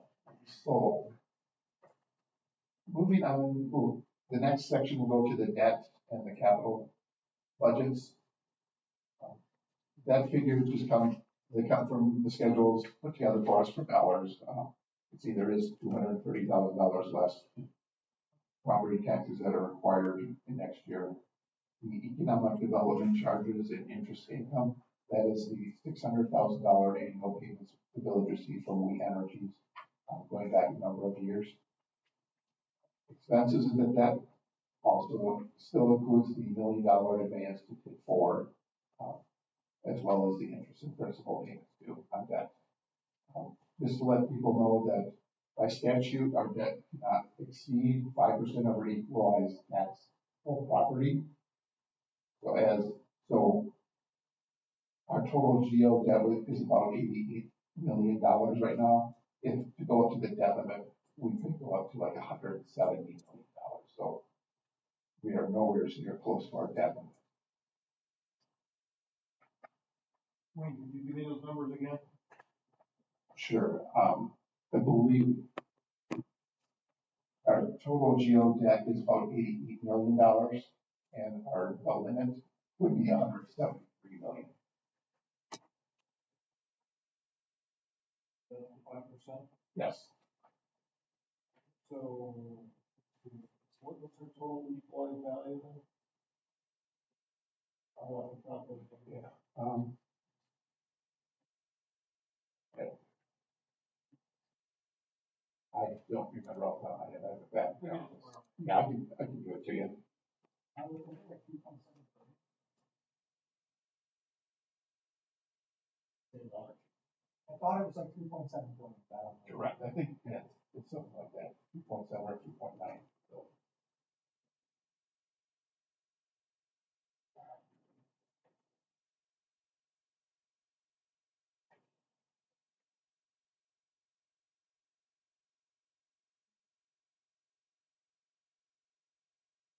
The next sheet is the detail of the capital projects that the departments have requested in the 2026 budget.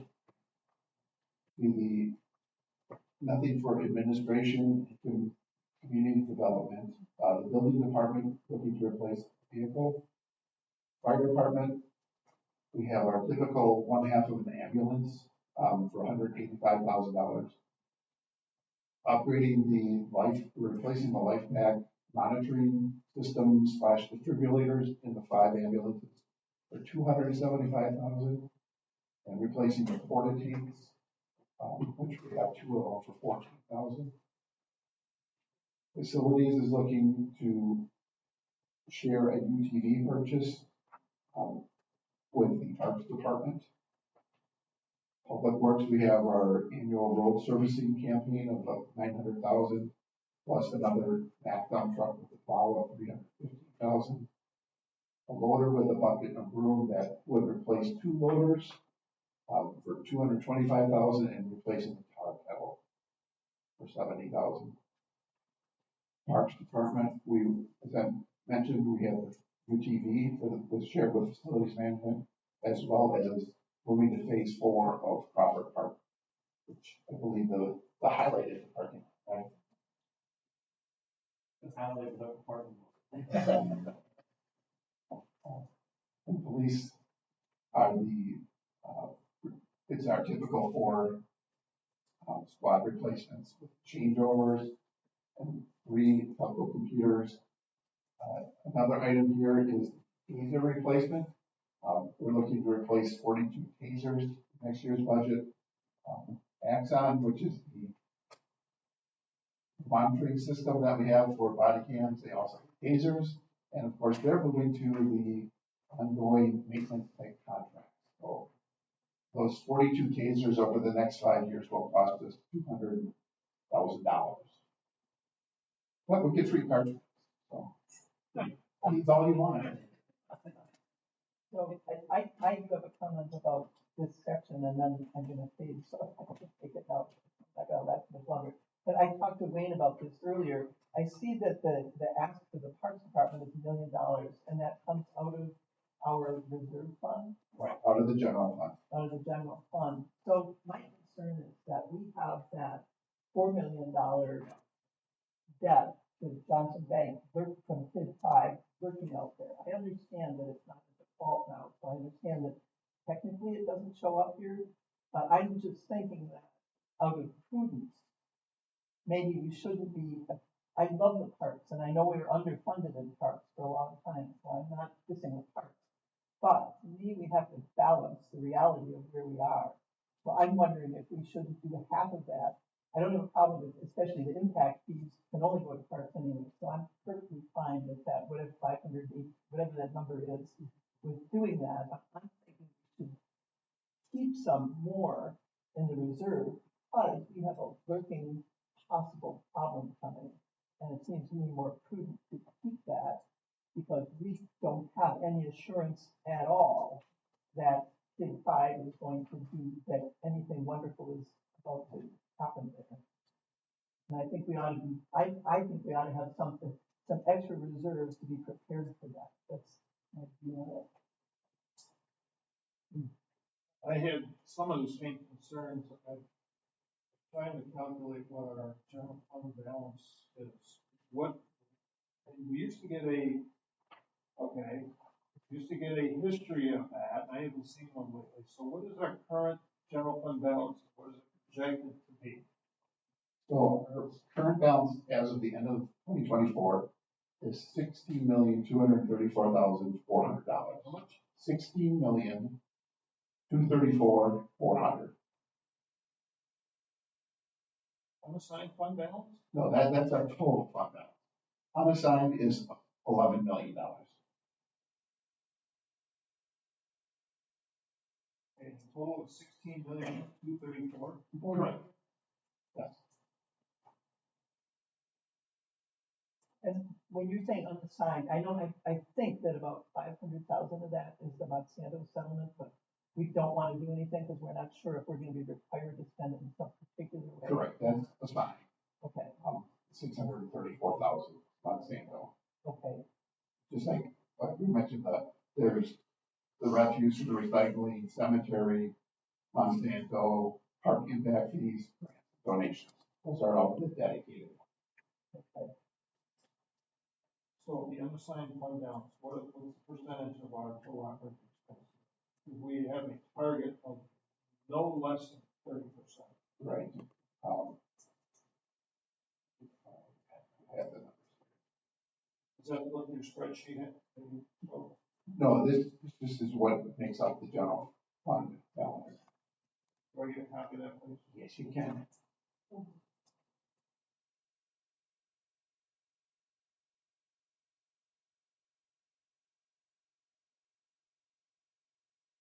second. We're at 11 million unassigned fund balance. I believe we're over 30%. Yes. Oh, yeah. We are. Well, The 30% is $6.7 million. Yeah, I know we're comfortably within it, and but for that 4 million lurking out there potentially, I feel that we were in a much more comfortable position, but I think we ought to think about that, and with that, to be equal, let's see. Did you help me? Yeah, no, no. Nancy, I just didn't, but I think there's, like, yeah, I don't mind trying to. I'm gonna sign this out from behind you. Don't stop. I got it. All right. And with the rest of the capital improvements, I'm fine. I mean, the tow truck. So I did have one thing though, and that is I saw that a lot of the trucks, I think, the highway department trucks are parked outside, and that's one reason that they don't last as long. Well, it's some, in one of those sheets, it says that the trucks. Our engineering and building department vehicles are just in the employee. Yeah, isn't there somewhere we can park those inside if it's gonna, we can't put those in a, we put those in your. If we can get that fourth apparatus bay, let's put a couple. No. The other thing in the police budget that they mentioned is 2 additional block cameras. So the police department did suggest a request a vehicle detainee transport van. The administration is pushing that to next year's request at a minimum, if not further down the road. That was $100,000 for that van.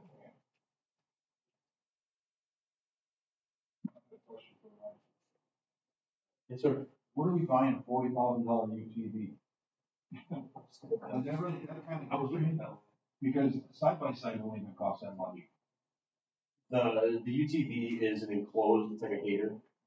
It's an enclosed four-wheeler that allows us to, it depends on the level of service we want to provide to the park system that we put all this money into expanding. UTV, it has removable attachments. We can put a 6-foot V-blade snowplow on it. We can plow significant trails that we choose to plow. We can plow access to the pickleball courts and tennis courts when we have maybe big thaws. And if people want to get in there, we can do lots of different things with those. With that, plus, it's a snow and ice maintenance material for our custodial service, because our campus building itself, they're not connected by the breezeway that we can get in from one to the other. We gotta walk our snowboard over, or have multiple snowboards located in different locations. And when we get tight areas like Sally Port and the evidence bays, those areas you can't necessarily just back one of our bigger trucks in there and clear it out so simply. We actually have used the police department's utility vehicle to push snow out of those areas to help us better clean up and maintain those grounds. Will we price all a $40,000 UTV range? It's a little bit less than that, actually. The John Deere is like 35,000, and the cost by 5,000 of it's a plow. And some of it could be used for, it's for accessing the entire 18 to 20 acre site that we've created with all these interconnected trail systems. So if we have, it's long-term thinking too.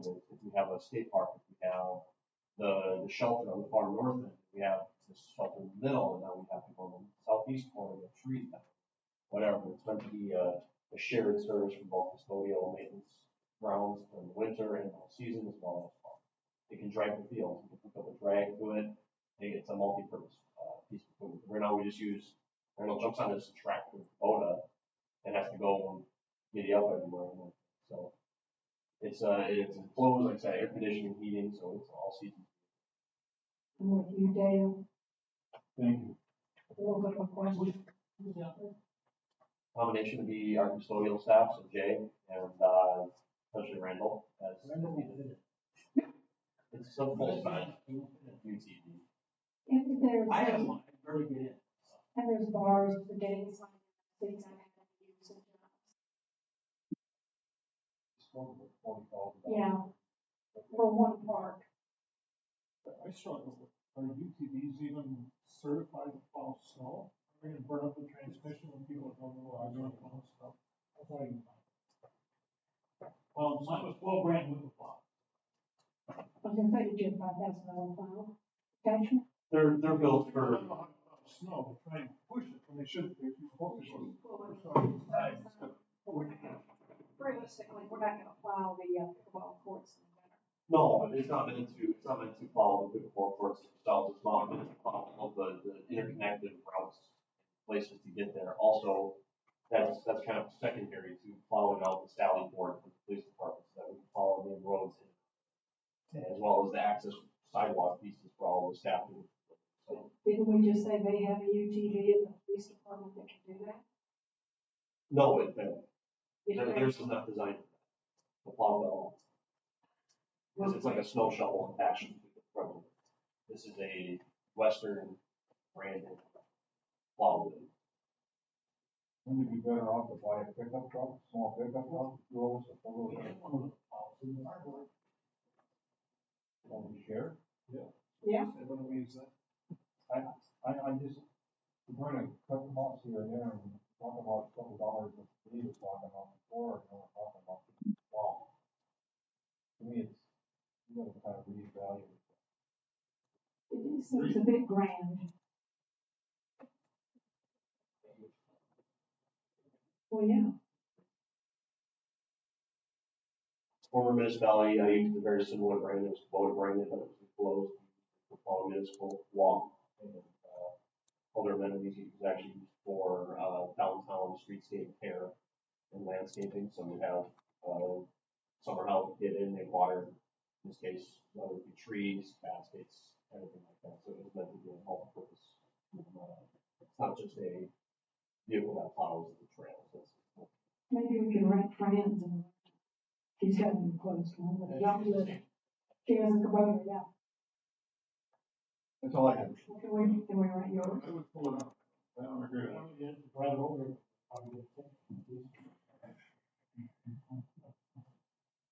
Yeah, we need a trailer to put it on. Oh, a trailer. We did that with the fire one. We needed that. That was a different type of.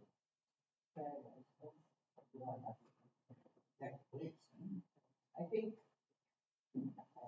sorry, Thank you. I understand the cost. I'm projecting, and I know the issue with the savings of $1 million in the parks. We're projecting to give our citizens a very nice park in the next couple of years. And with that comes maintenance that we have to expect. We have to expect our guys. It takes a long time to get from one end of the park to the other. And not having the proper equipment to do that, I think that this is an investment that's going to be with us long term for a couple decades probably. And so I just That's my thought, is we're putting this money in the parks, I don't think we should slow down because it's gonna start falling apart again, and we're gonna be right back to where we were. And so, I'm okay with the vehicle, but I get where everybody's coming from, but I think that this is a long-term investment that's going to take dividends in time saved and energy used to keep our area clean. So, that's my 2 cents.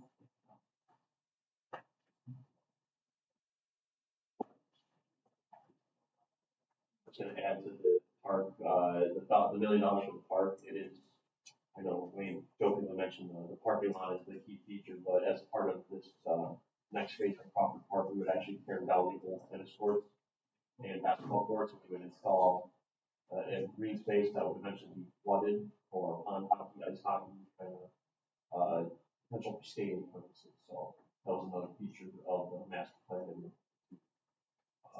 bring forward with this next phase. It's also, They use Gordy Park Pond and they actually shovel skate. But a UTV won't be able to go there.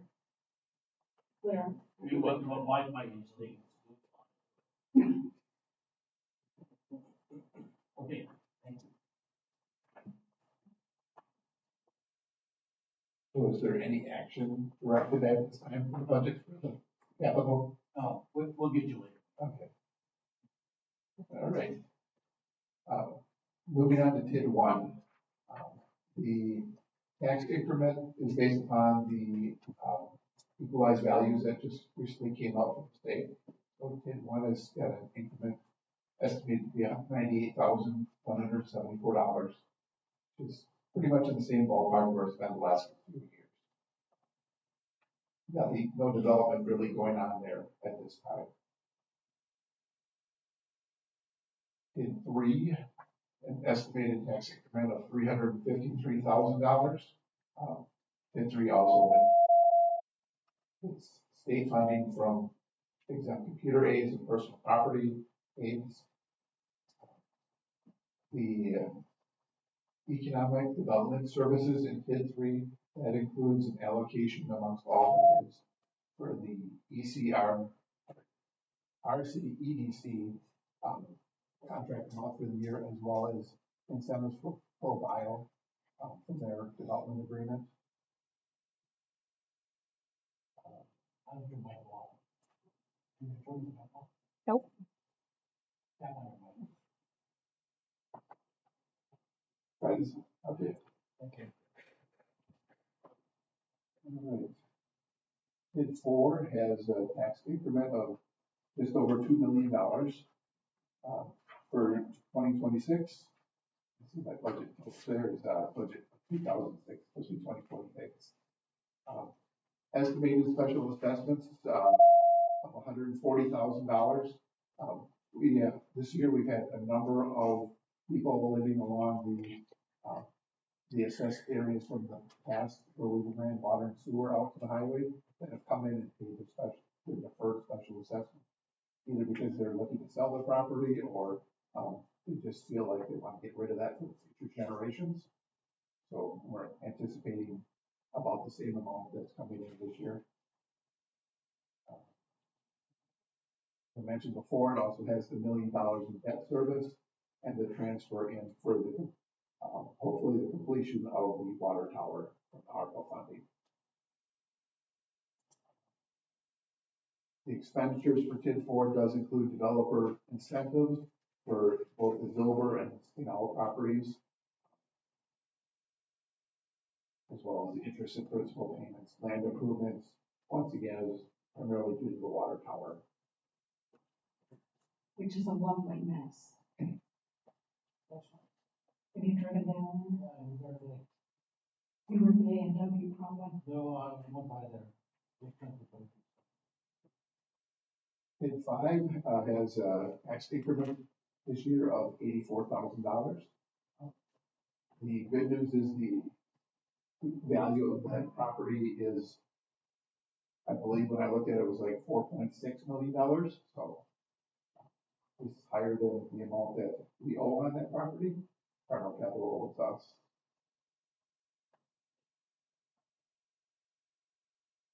And TID six, of course, doesn't have any increment as of this time. Just have some ongoing administration service costs. Any questions on those TIDs that maybe the development department or Todd could answer, or? Of course, Ashley Capital does not really impact 2026 budget.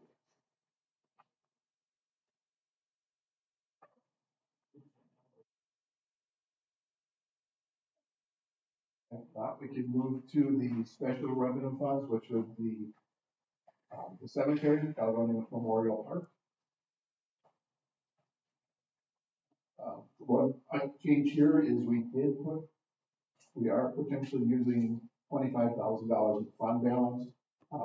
I'd asked Ryan, because we had this fund balance been sitting there for years, if there's any kind of major work or unique work that needs to be done, like straightening headstones, things like that.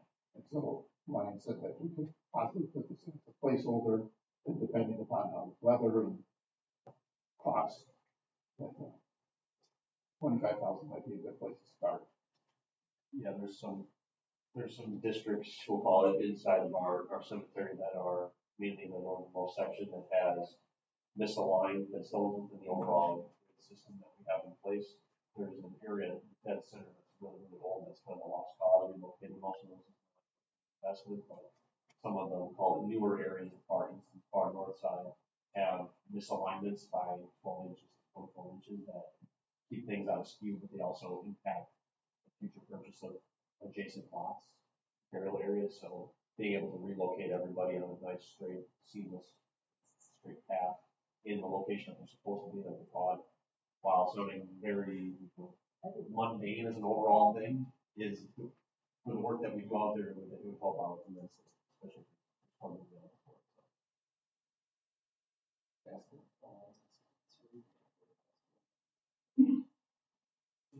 generally speaking, the headstone is actually more of a, it's along, now we're getting specific, it's along the east-west alignment, so it's within the casket's footprint, so it'd be mostly putting the headstone back more the casket rather than being displaced north and south, which is less. You're just moving headstones, not body. Nope. Not gonna confirm. Wait for everybody, so, The problem is there's obviously hundreds of them out there, so we do this. Yeah. Use the shade for the wind chill from. I think there's going to be a good challenge. Moving on to the garbage, the refuse. Well, if I can go back on the ground services, we're up, what,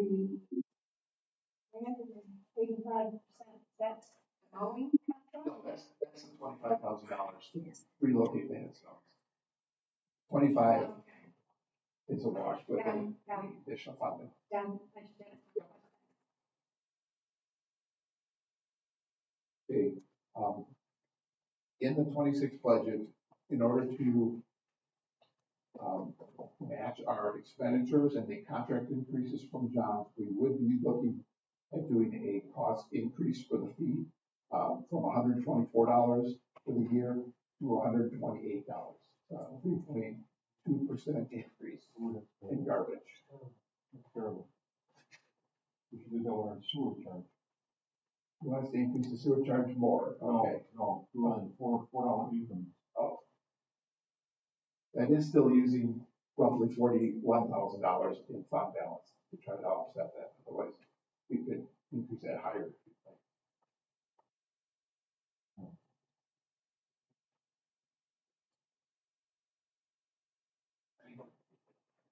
No questions there? That increasing is reasonable.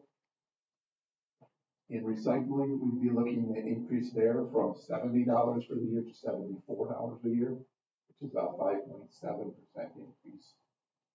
Once again, to match the higher cost from John's disposal.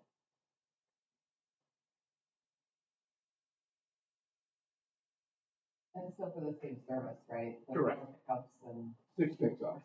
In the new contract has 6 pickups. from 4. But it's the same service that we have currently. Okay. When we put out the tax bill, I didn't know that was even an increase either. Do we know that somehow? We can put that in the memo that goes with the tax bill that everybody reads. Then we gotta give the paper, but either way, social media or whatever, just let people know that. Well, we put a memo or a newsletter in there anyways. Hold at the top, that'll be all they see, that's really. You want people to come and yell at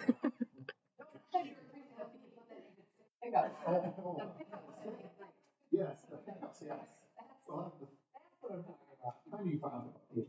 Yes. Right. No, the pickup stuff is increased. Right, if no questions there, then all that's left is the utility budgets. Can I ask you a question? Did the utility commission have any issues with the? No. No? Okay. What's changed since? No, it hasn't changed. No, we went over it, we were okay with it. I don't know what else to say. Right, there is the borrowing for projects. Yep. Let's see, I'm gonna have to find my notes from the paper. It's up to you guys. I was good with it, so you want to go over it, we can. We're the liaison. Right. Pardon? So we're the liaison over it. And sewer one also? Yeah, we did both. Yeah, and the storm also did this. Also. Right, so I guess the big thing is water utility, they're looking, well, for bonding for $5.5 million for 2026. Sewer, they're looking at 11.6 million. And stormwater is none, I believe, as far as project wise.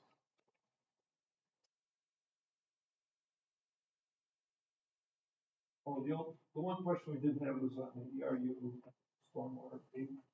And we wanted to bring the new guy on and whatever, I can't think of the last name, up to speed on how it's out. But other than that, we're fine.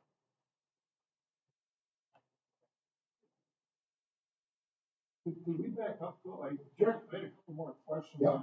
Capital expenditure. Just wanted to ask you what else, or I'll come back to it. Sure, no problem. Let me just go through it. And one's for, Walter, on the, last year's budget, we had replacement of engine 11 in this year, I believe in this year's capital, and then we postponed that, and now we're going to, we have capital spread out over 2 years, as I recall. And we're gonna take engine 11 and put it in reserve, and leave the new engine, and then all is going to be sold, correct? Am I correct on that? No, You're a little off. Working? You're a little off. Engine 11 is due to read about 2016, so she's coming up in about 10 years. The current build on these apparatus is about 4 years plus. There's some legal things going on in the background for apparatus, price gouging, and the delay us getting those equipment. The intent is to replace engine 11 at one point. The engine that we purchased in 2023 won't be here till 2027. Okay. And the current engine 12, which is at this household here, would be slated to go in reserve. An engine that's 25 years old would be sold at auction. Given the delays in receiving the equipment and the price gouging, there may be a new direction to refurbish some of this equipment rather than to purchase new. So I need some time to kind of do some of this stuff. Okay. So engine 11 is good right now, and it'll be good for another 5 years before we have to replace it. If you send that link, I'll forward it. No, I can send that link to. So this impression there is going on about price gouging. Oh, so Wally sent a link out to me today. Really was alarming. So if you could copy all of us, appreciate it. We'll go over there. It's a little lengthy, but it's It's on the fire department's Facebook page too. I know that's not your favorite. Yeah, Lee doesn't. I'm a Lee man,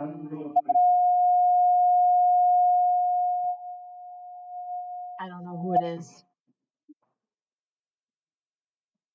Since I don't know what a porta tank water tender is, I saw this picture, is that really the right picture? Yeah, that's the right picture. Basically, it's a 2,000 gallon swimming pool that we dump in 9 non-hydrated areas where we have a structured fire. We were able to dump 2,000 gallons in each one, then use for practicality, a straw or a draft from there, so we put out fires. That's the only way we get fires out in rural areas without municipal water. I understand that, but I was looking for a tank, this looks like a swimming pool. This is swimming pool, it's a porta pool. They come out, they're flat, they expand out with some framing that allows you to do it. Ours is starting to look like more of a calendar than a tank right now. So, they are 30 years old. They look at the picture looks. I had another question on the 8-year-old defibrillators, so we're gonna replace those, and they're gonna, we go so far as they get that because they use the same as what everybody else is using to get. What do we do with all defibrillators? Do they actually wear out, or does the battery go bad? I don't know how that works. They give us the credit, so the actual dollar amount that is budgeted for it doesn't reflect the credit that we would get for turning these in, but I don't, until we go through that process, I don't know what that. You don't build that in, this is just the gross price. That's the gross price. All right, fair enough. Yeah, so then any capital items like that, where we would sell it at auction, or, those monies will be sold and they'll go back into the capital fund. Yeah. Yeah, that makes sense. So if they can be sold, why can't we keep them? I mean, if it's, do Do they get rebuilt? or do we have a state restriction? I don't know if the agent.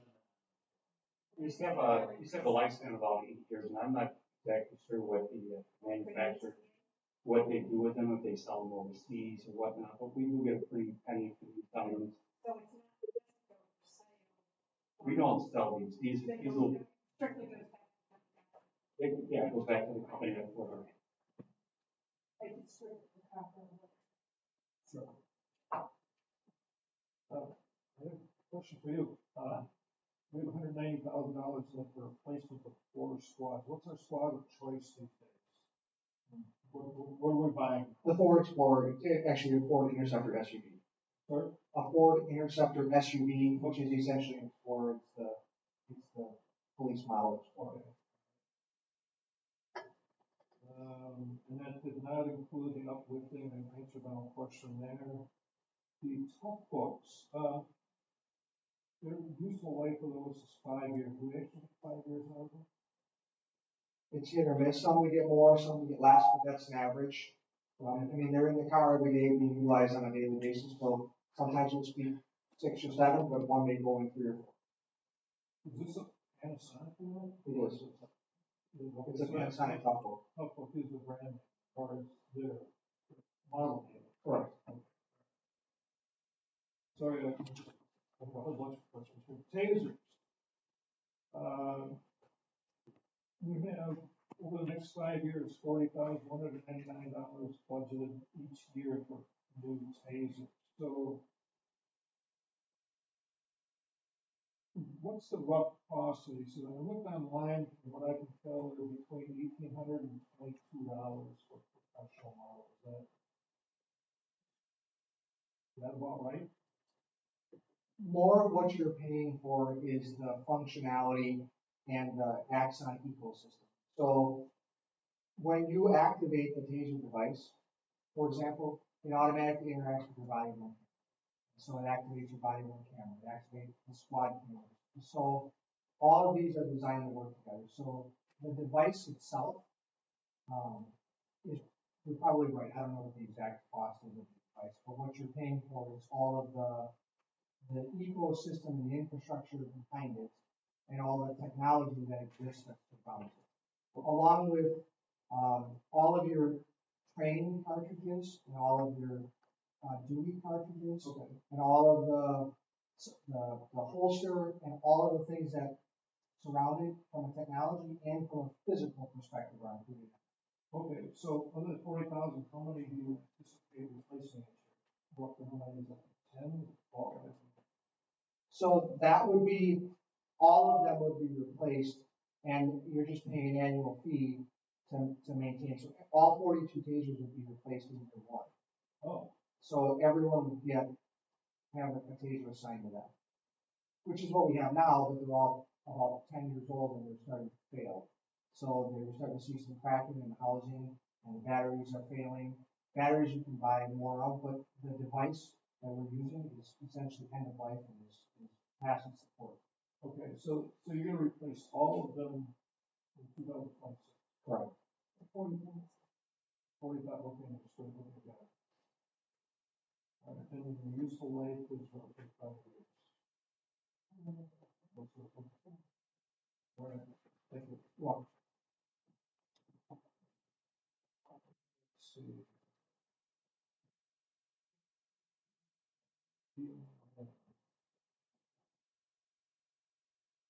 Oh, your turn, Ryan. I figured that was on the chopping block. Backflip tandem axle. Okay, so expected life, useful life 15 years, 15,000. Is this a wing truck? Do we put that additional wing on it? Because I remember when, Dave Proud was expert on this, so but I remember him saying, we gotta get trucks with wings on it. Because it can do so much more than without. Is this a wing truck? Right. Okay, and our guys know how to use it. As much as I know that they know how to use them, yes, I'm going around and everyone who drive one, but they are aware of how to function. Because Dave, when Dave was here, he was really pushing to use it, and we weren't using them prior to that for some reason. There was some pushback years ago, and I don't remember what the reason was, but I thought it had to do with the fact that our guys didn't know how to use it. Yeah, I thought there was more to it than that, but that's part of it. All right. Yeah, so the tandem's guaranteed to have wooden plows, our main plow, our 4 tandem axles, the ones that go off anytime there's an event, are the main routes they salt. So those always have a plow or a wing plow. The difference nowadays when the plow is whether it has I'll butcher the technology of it, but there'll be essentially like a hydraulic ram that extends the plow out and away from the body of the truck rather than just being a simple down in its fixed position from up and down. That is something we're actually looking to on this most recent plow truck order, but the short answer is yes. Okay. All I have. Thank you.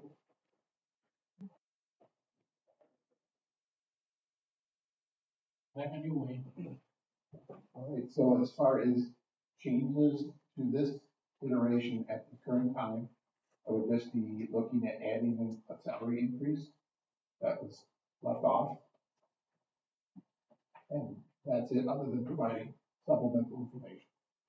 Right, that's why Yes. Confirm? Just confirm. We have one question on the parks, but that means it's not something, I think that's a question for the discussion somewhere. Right. $70. The 500,000. Use 500 from its Already allocation. there. Right. That's it. text of the levy limit worksheet. Can you bring a copy of that file? Sure. Wait a minute, can I clarify something? Maybe I'm clarifying. We want to use 500,000? We want to basically drain our park impact fees? Frank proposed using only the value that we had in the parking impact fees, which was like 580. Yeah, which 38,000, sorry, 538,000, which would be 400,000 plus short of what our goal. That's a really big problem. I agree. Big problem, especially because, and I'm sorry, I was processing that slowly, but, the way that these have been built in phases, first of all, I don't think we should drain our park impact fees completely because we use some of that for our other parks. And then we're not budgeting for our other parks, so those impact fees add to our current parks. But the way that Ryan has meticulously done the phases of our parks and combined with what's already going on the campus, save us money.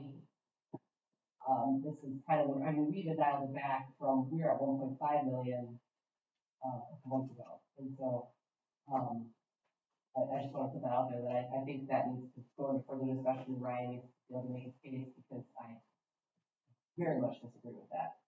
So. I just wanted to just sweep through. Because I know what Brad was saying, but I also think Brad was saying the cost was or half would come from, we'd still get the million, it would just come from two different pots. Not, okay. Say 500, only 500 aside because of the one TID issue, we would still have the use of all the other back second. The difference is the TID issue doesn't go away just because we withheld 400,000 parks this year. The problem is that's just sits and continues to compound, so it'll. Oh, I don't disagree with that. It's the fact that pulling it from the parks on that specific issue would not necessarily No, it won't, right. solve anything, but then at the same time, we can't do what we're proposing to do. With just half of that.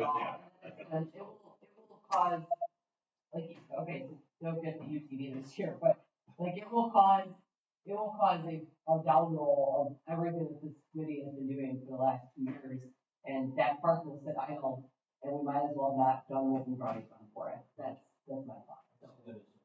Suggestion, right, but not an action. Well, I just speak it up, so. Yeah.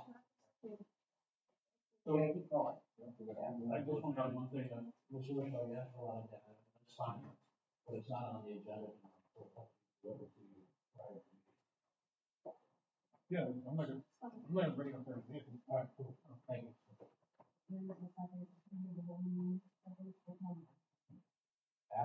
Yeah. Yeah. If we need, see what we need. You're the one driving this car. I don't think we need. You concur? Another budget meeting? Tomorrow.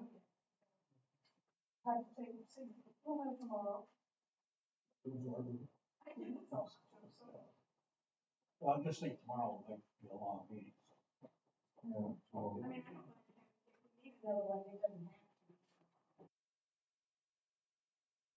So when we're looking at only a couple of revisions, do you see other revisions between now and lunchtime? Well, the other revisions would be for additional information from the state, or confirmation of numbers and estimates, things like that. Health insurance, so hopefully more revenue and less expenses. Okay. Can you give us the dates for everything last year? It was in front of our book, and I went in front of my book, and it was like, So we would be doing the budget review on October 14th. okay, The public hearing on the budget would be October 28th, where the budget would be finalized. Oh, Ron shows up. Yeah, he just. and those days are the only additional days. Correct. Got it, thanks. I just want to make sure it is in my guide. So then what do we talk about when we put out here? So we would come back on October. We come back on October 14th, We talked about everything. right, to finalize the budget. We talked about these items, and if we haven't talked, some of these items could probably be talked about in committee as a whole in between time. Question? No, so schedule for everything. It's fine. No. 2 weeks. Right, we could put it on for. What do you miss that? Oh.